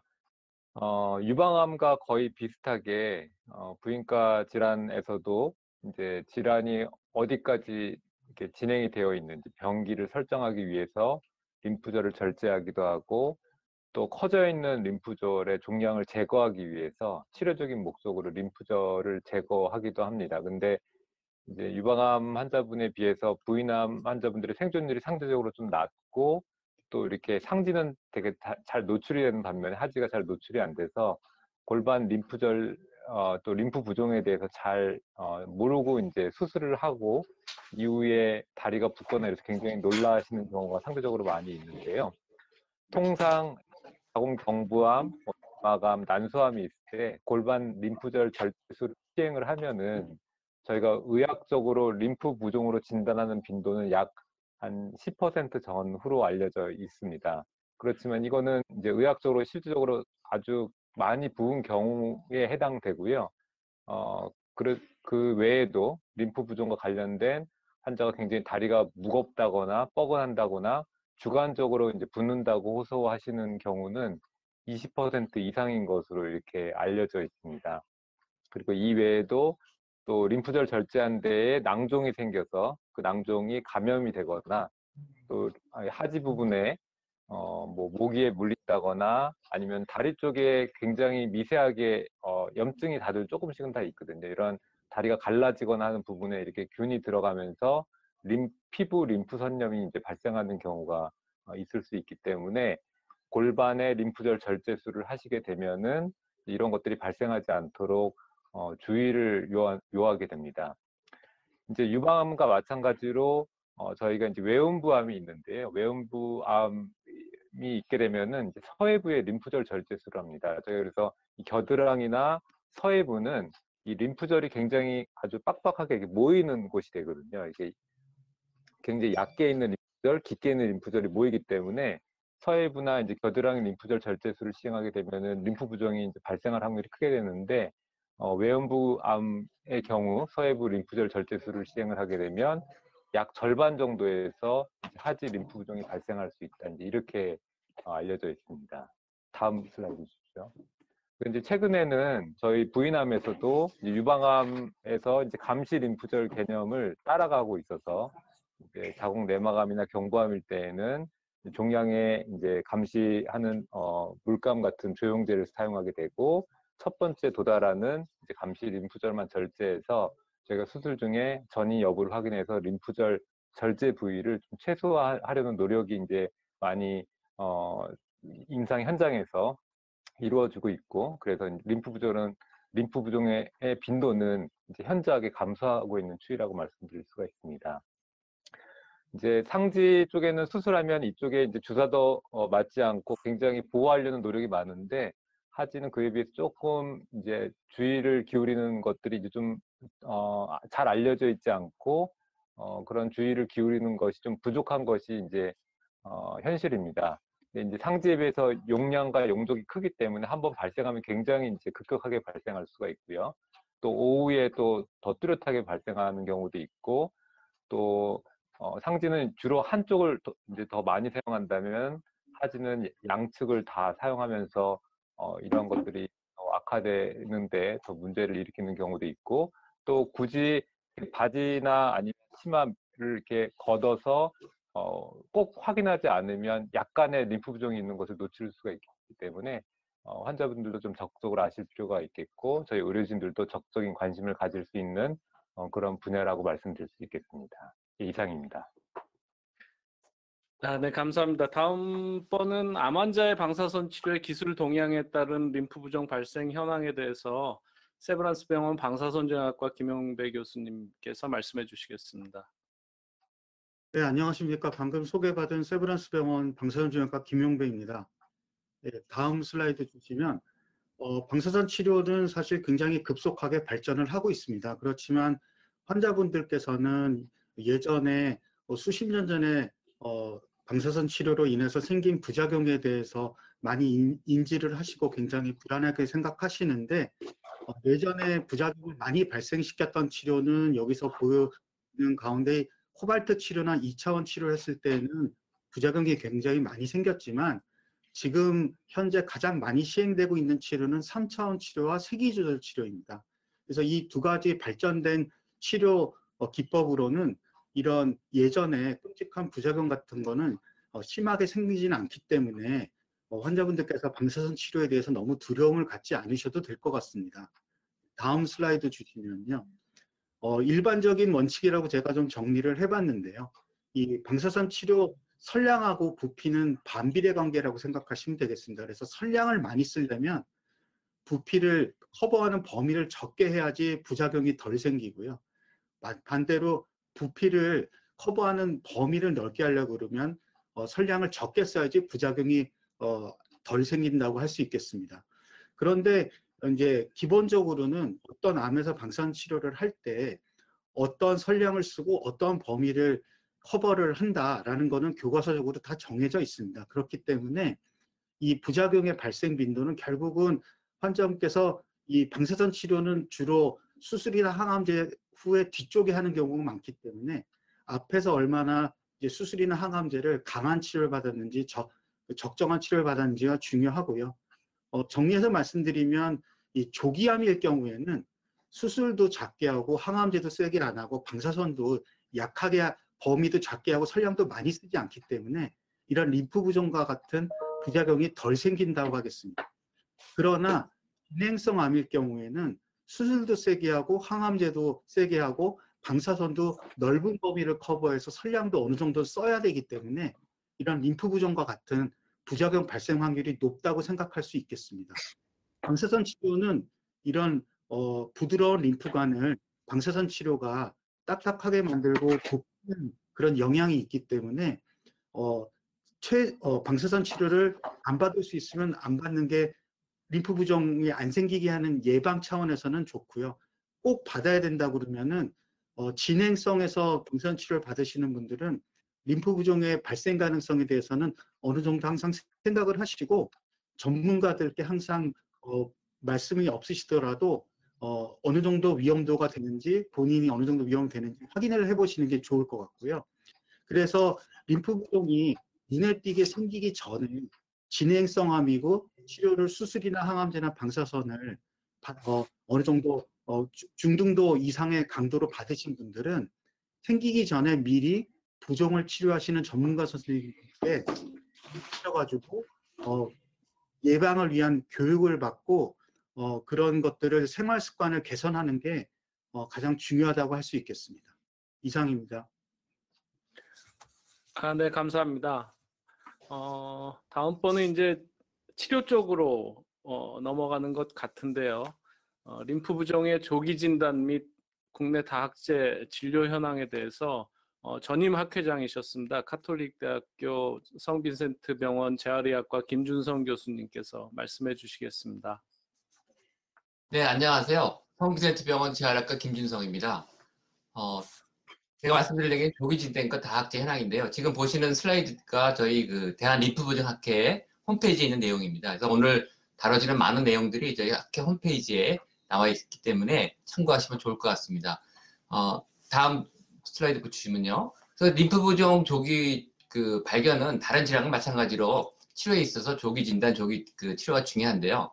암 환자에서 림프 부종을 조기 진단하기 위해서는 첫 번째로는 앞에서 여러 선생님이 말씀하신 것처럼 림프 부종 발생 위험 요인을 본인 스스로 알고 있는 게 좋습니다. 예를 들면 유방암 경우에 애가 림프질을 절제한다든가 방사선 치료한다든가 나이가 많을수록 또 스스로 합병증이 있는 경우 또한 또 특히할 만한 것은 비만이 있는 경우 우리 체질량 지수가 30 이상 경우에 림프 부종 발생이 높습니다. 두 번째는 환자 본인이 본인의 증상에 관심을 두어야 되는데요. 팔을 부으면 쉽게 알 수 있지만 그 전에도 팔이 무겁다든가 뭐 저리다든가 통증이 있을 경우에 주의해서 살펴야 하고, 또 평소보다 활동을 많이 하는 경우 부종이 발생하는지를 잘 관찰하는 것이 중요합니다. 세 번째는 암술한 경우에 사실은 술하신 진료실 담당 선생님께서 환자들에게 관심을 갖도록 유도하는 게 좀 필요하고요. 최근에는 그런 체성분 검사를 이용해서 주기적으로 검사하는 것이 조기 발견에 도움이 될 수 있습니다. 또한 부종에 상관없이 초기에 압박 스타킹을 착용하는 것이 림프 부종의 발생을 억제한다는 건 연구가 있고, 최근에는 수술한 환자들 대부분이 이런 선제적으로 일시적으로 압박 스타킹을 착용하는 추세입니다.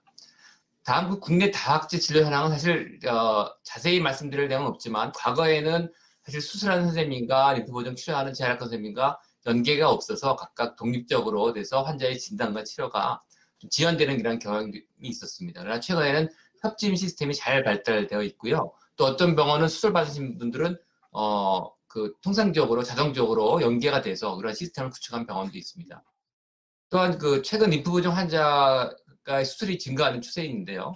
과거에는 사실 외국 의사를 초빙한다든가 아니면은 검증되지 않은 수술을 이벤트성으로 하는 경우도 있어서 환자들이 결과에 만족하지 못했는데, 최근에는 성형외과에서 비교적 체계적으로 이런 수술이 이루어졌기 때문에 많은 도움을 받고, 또 수술 후에 재활학과 연계가 돼서 앞으로도 많은 도움이 될 것으로 생각합니다.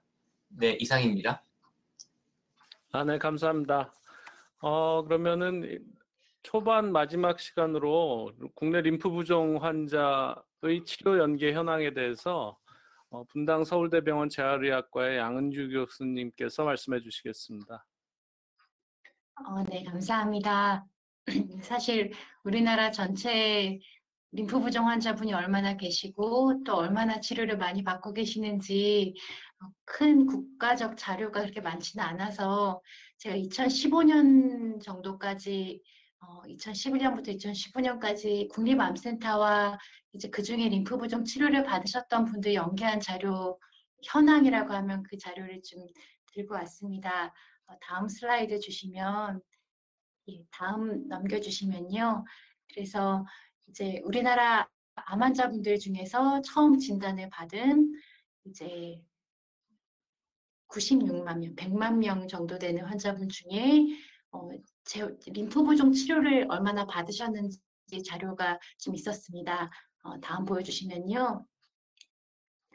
그중에 저희가 림프 부종이라고 해서 우리 각 병원에 이제 압박 치료, 복합 림프 물리 치료라고 해서 수가 하에 이제 치료를 받으셨던 분들이 이제 저희가 처방됐던 분들이 있는데요. 그 다음 보여주시면 의외로 굉장히 작으십니다. 이게 림프 부종이 정말 있으신 분들 중에서는 아니지만 전체 암 환자분들 중에서 0.6% 정도만 이제 치료를 제대로 받으셨고, 다행인 건 2011년도에 비하면 2015년도는 한 0.5에서 0.8% 조금 늘어나는 추세여서 참 다행이긴 하지만, 아직 문제가 있으실 분들 중에 보통 저희가 방금 전에 이제 유방암 환자분들 중에서는 한 20%, 또 부인암 환자분들 중에서는 또 이제 몇 퍼센트 말씀해 주셨는데요. 그 퍼센트를 감안하더라도 참 아직까지 우리 환자분들은 제대로 된 부종 치료를 받지는 못하고 계시구나라는 것을 좀 알 수 있었습니다. 다음 보여주시면, 그중에 재활 치료 중에서도 7.9%밖에 안 되니까 저희가 많이 노력해서 더 많은 분들에게 정말 제대로 된 치료를 제공해 드려야 되겠다라는 생각들을 하게 되었습니다. 다음 보여주시면요. 그리고 특히 국소 전이되신 분들, 저희가 이제 초기 암 환자분들은 그래도 부종 치료를 한 0.5% 그래도 받으셨는데요. 그 다음 보여주시면, 네, 원격 전이된 분들, 이제 정말 림프절에 다 암이 전이되고 진행성 암이고 정말 림프 부종 때문에 증상이 악화의 가장 주된 원인으로 부종 때문에 고생하시는 분들은 0.4% 이하로 굉장히 작은 수만 제대로 된 치료를 받고 계시는 것으로 좀 나와 있어서, 지금 사실 이런 부종의 날이라는데 외과 선생님, 산부인과 선생님, 방사조약과 선생님들이 관심을 가지고 같이 고민해 주시는 게 참 너무 좋은 일인 것 같고, 림프 부종이 생기기 초기에 수술하자마자 방사선 치료 하자마자 부종이 생길 수 있다는 것을 함께 고민하셔서 제대로 된 치료들이 더 많이 우리나라에서 이루어지면 좋겠다라고 생각해 봅니다. 감사합니다. 네, 감사합니다.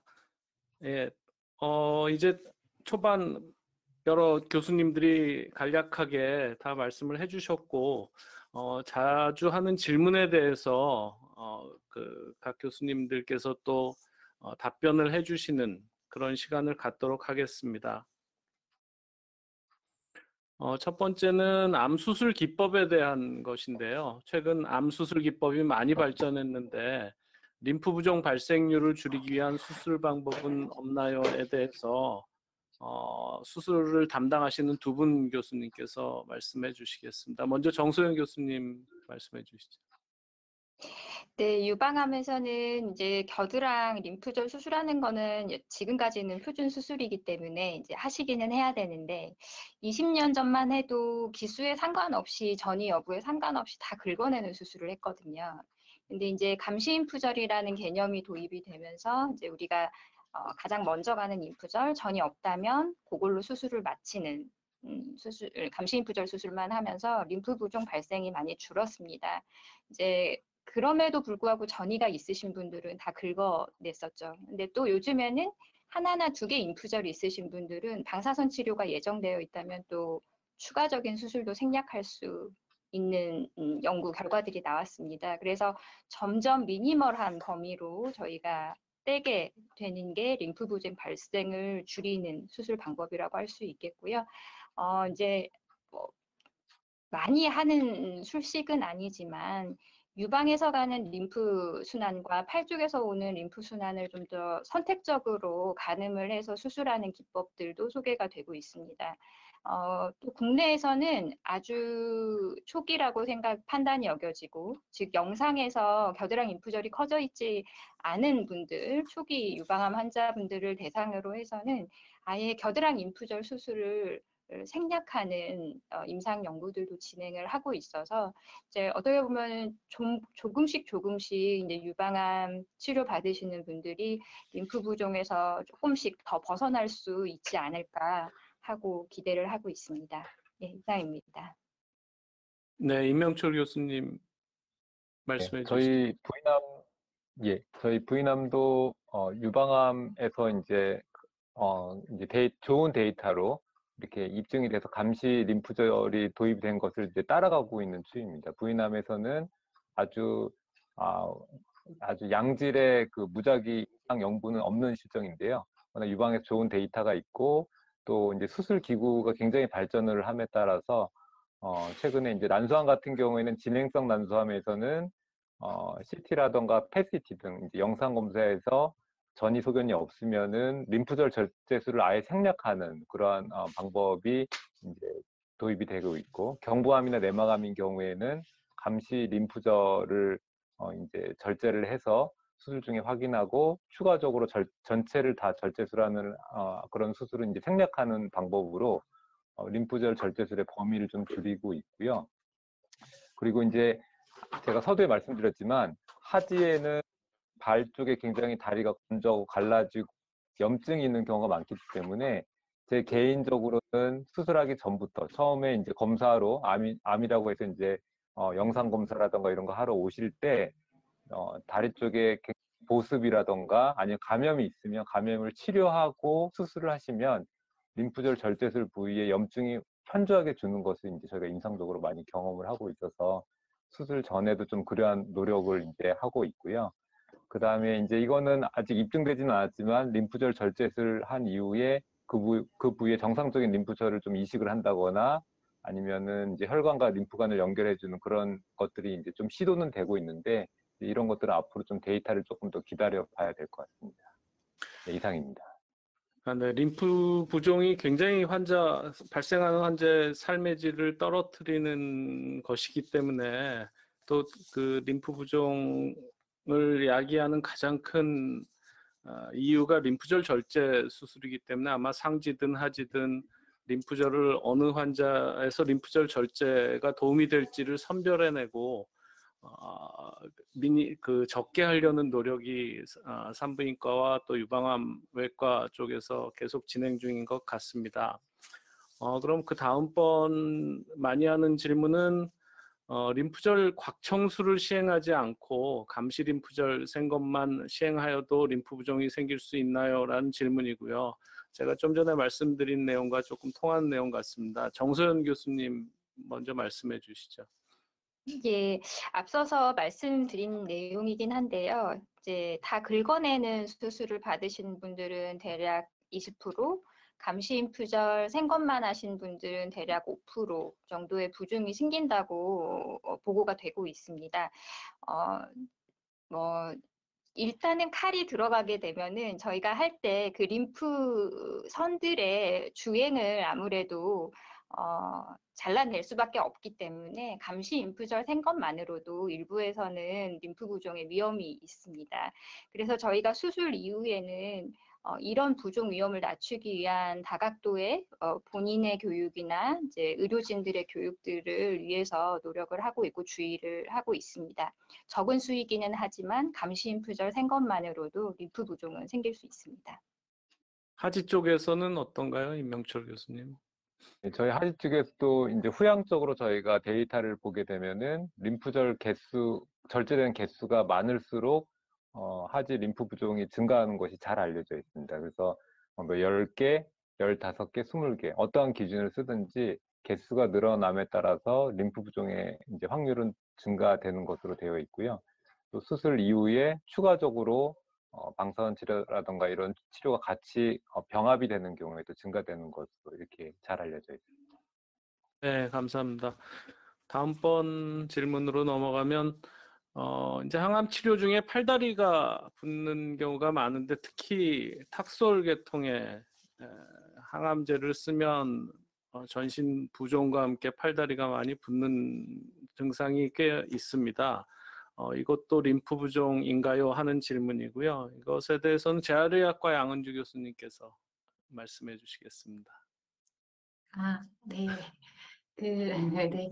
항암 치료 할 때 정말 얼굴도 붓고 손발 다 부으셔서 우리 유방암 환자분들도 다리 붓는다고 걱정돼서 오시는 분들이 꽤 많으신데요. 항암 치료 중 부으셨던 그 붓는 이유는 연구에 의하면 그 혈관의 투과성이 높아져서 투과도가 넓어져 이제 그 물성분들이 체외 조직 내에 많이 퍼져 있기 때문에 생기는 물성분이 퍼져 있는 그 부종입니다. 다 림프 부종은 아니지만 림프절을 절제한 또는 림프절에 전이가 되어 있는 부분에 있어서는 그 부분에 공급이 많아져서 이제 물이 많아지면 공급이 많아져서 그 부위에 빠져나가는 림프절은 막혀 있기 때문에 그 다른 쪽 얼굴 붓고 팔다리 붓는 다른 쪽은 항암 치료가 끝나고 다 빠져나가서 이제 괜찮아지는 경우에도 나중에 시간이 지나서 림프절이 전이되어 있거나 수술한 그 디스탈, 그 말단 부위는 림프 부종으로 되어서 고생하시는 분들이 계십니다. 이제 단순히 항암 치료 때 붓는 것이 림프 부종이 다 아니지만 치료를 받으면서 오히려 림프절에 이상이 있던 그 말단 부위는 림프 부종화 될 수 있기 때문에 저희 환자분들의 같은 경우는 전신 부종이 있을 때 다 걱정하지 마시되 본인의 림프절을 절제한 부위의 팔, 절제한 부위의 다리는 그때그때 림프의 순환들을 도와주는 것들은 매일 항암 치료 중에 더 열심히 하시도록 권해드리고 있습니다. 네, 감사합니다. 다음 질문. 예, 수술 후에 아마 아까 외과 선생님들께서 말씀하신 것처럼 림프절 곽청술이라든지 이런 것을 하면은 이제 확률이 높다고 환자분이나 보호자분께 얘기를 하고 조심하시라고 그럴 텐데 이렇게 확률이 높을 때 림프 부종이 발생할 확률을 좀 줄이기 위해서 일상에서 조심해야 할 점이 있는지에 대해서 우리 김준성 교수님께서 잠깐 말씀해 주시겠습니다. 예, 앞에서도 언급이 됐지만 부종이 있는 부위에 염증이 생기지 않도록 해야 되는데 즉 주사를 맞는다거나 뜸을 뜨거나 상처를 나지 않게 하는 게 굉장히 중요하고요. 아까 임명철 교수님 말씀하셨지만 다리 부분에서는 무좀을 또 그 간과할 수가 있는데 무좀 있는 부위에 염증을 통해 갖고 림프 부종을 악화시킬 수가 있습니다. 이걸 조심해야 되고요. 또 그 팔다리 국소 부위를 심하게 압박하는 행위 피해야 되고, 한국 사람들 또 사우나 좋아하는데 너무 뜨거운 물에 높은 온도에 들어가 있는 것은 림프 기능을 떨어뜨리는 것으로 되어 있습니다. 또 한 가지 그 주의할 것은 비만 자체가 림프 부종을 악화시키기도 하고, 또 암 치료에서도 나쁜 해로운 영향을 미치기 때문에 체중 관리 및 운동을 하는 것이 신경을 써야 되겠고요. 대개 이제 생활하다 보면 갑자기 뭐 김장을 했다든가 이사를 한 다음에 그 림프 부종이 그 악화되는 경우가 있기 때문에, 이런 경우가 있을 때 본인들이 잘 관찰해서 빨리 치료할 수 있도록 하는 것이 필요할 것 같습니다. 네. 네. 일상생활에서 어떻게 조심해야 될지를 잘 말씀해 주신 것 같습니다. 다음번은 방사선 치료 쪽인데요. 방사선 치료를 한 직후는 괜찮았는데 피부가 점점 단단해지면서 붓는 것 같은데 이것도 림프 부종 증상인지, 그리고 이러한 증상이 없다가 치료 종료부터 생기니까 암이 재발한 것인지 아닌지 걱정됩니다에 대한 질문입니다. 이것은 방사선종양학과 전문의이신 교수님이신 김용배 교수님께서 답변해 주시겠습니다. 네, 보통 이제 아까도 앞에서 말씀드렸다시피 이제 방사선 치료를 하면 그 림프액이 흘러가는 림프관들이 좁아지고 이제 탄력성이 떨어지기 때문에 부분적으로 방사선 치료 받은 부위에 림프액이 정체가 되면서 이제 림프 부종이 생기게 됩니다. 근데 이제 이 질문을 주신 경우에서는 이제 피부가 단단해지는 경우가 이런 림프액 정체 때문에도 영향을 받을 수도 있고요. 처음에 이 진행성 암일 경우에 피부에도 재발 가능성이 높은 경우에는 방사선 치료로 피부에도 일정량 이상의 방사선이 들어가게 치료 설계를 사전에 하게 됩니다. 따라서 이제 피부에 방사선 양이 많이 들어가게 되면 피부가 섬유화가 되면서 방사선 치료 직후가 아니더라도 일정 시간이 지나면은 피부가 좀 단단해진다고 느끼실 수가 있습니다. 그래서 이런 피부가 단단해지는 느낌은 방사선 치료 자체의 피부에 대한 영향일 수도 있고, 아니면 림프 부종이 이제 방사선 치료 직후에 일정 기간이 지나면서 생기면서 피부가 2차적으로 영향을 받아서 생기는 것일 수도 있습니다. 그렇기 때문에 이런 것들을 잘 관찰하시고, 아까도 말씀드렸다시피 방사선 치료는 어쨌든 치료 성적을 좋게 하기 위해서는 꼭 필요한 경우에서는 시행이 되어야 되기 때문에 환자분들께서 많이 관심을 가지시고, 그런 작은 증상에도 관심을 가지시고 전문가들께 상의드리고, 그다음에 예방이 가장 중요하기 때문에 이런 것들에 대해서 신경을 많이 써주시는 게 좋을 것 같습니다. 네, 감사합니다. 다음 질문으로 넘어가겠습니다. 도수 치료 요즘 많이 하시는데요. 도수 치료로 림프 부종을 치료를 많이 하더라고요. 저도 제 환자분들도 와서 많이 말씀을 하시는데, 이게 이제 뭐 실손보험 영향도 있고 그렇지만 어쨌든 비용이 비싸서 부담도 되실 것 같습니다. 병원에서 교육받은 붕대를 열심히 감고 자가 운동을 열심히 하면 도수 치료를 꼭 받지 않아도 되는지에 대해서 재활 선생님 두 분이 모두 말씀해 주셔도 좋고 한 분만 해주셔도 좋을 것 같은데, 김준성 교수님 먼저 잠깐 말씀해 주시겠어요? 네, 현실적으로 많은 문제가 있는 부분이기도 하는데요. 사실 도수 치료에는 개념이 손으로 의사나 치료사가 직접 손을 이용해서 하는 그 치료를 도수 치료라고 하기 때문에, 우리가 림프 부종 환자에서 치료하는 복합 림프 물리 치료, CDT라고 하는 치료 자체에서 우리가 도수 림프 배출법을 하기 때문에, 손으로 직접 하기 때문에 도수 치료의 큰 범주에 사실 포함이 되긴 합니다. 그러나 현재 우리나라 그 제도상에서 암 환자에서 그 시행된 도수 치료는 그 의료보험 적용을 하지 않고 비급여이기 때문에 기존에 했던 그 표준화된 치료를 피해가는 어떤 편법이라고 할 수도 있고요. 여기 이제 발생하게 된 것은 앞에서 실손보험 얘기도 하셨지만, 사실 우리나라 그 수가 자체가 이런 그 림프 부종 치료에 대한 수가가 굉장히 그 저렴하기 때문에 병원에서 유지하는데 어려움이 있기 때문에, 이런 그 개원가라든가 그런 곳에서는 어떤 현실적인 방법으로 이런 것을 사용할 수밖에 없는 그런 현실적인 면도 있기 때문에, 이것은 학회와 그다음에 건보공단의 노력을 통해서 환자들을 위해서는 개선이 좀 필요한 부분이 있습니다.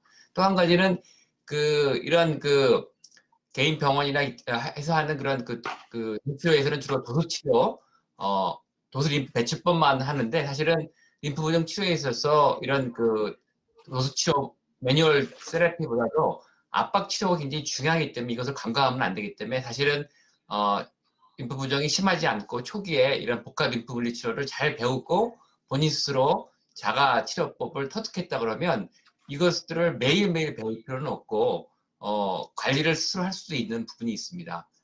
또한 중요한 것은 이러한 그 도수 치료 하시는 분들 중에서 실제적으로 저희 학회에서 그 교육을 이수하신 분이 아닌 경우가 많이 있거든요. 그래서 꼭 그 환자분들은 대한림프부종 학회에서 교육을 이수한 그런 전문 치료사한테 이런 치료를 받는 것을 권하고 싶습니다.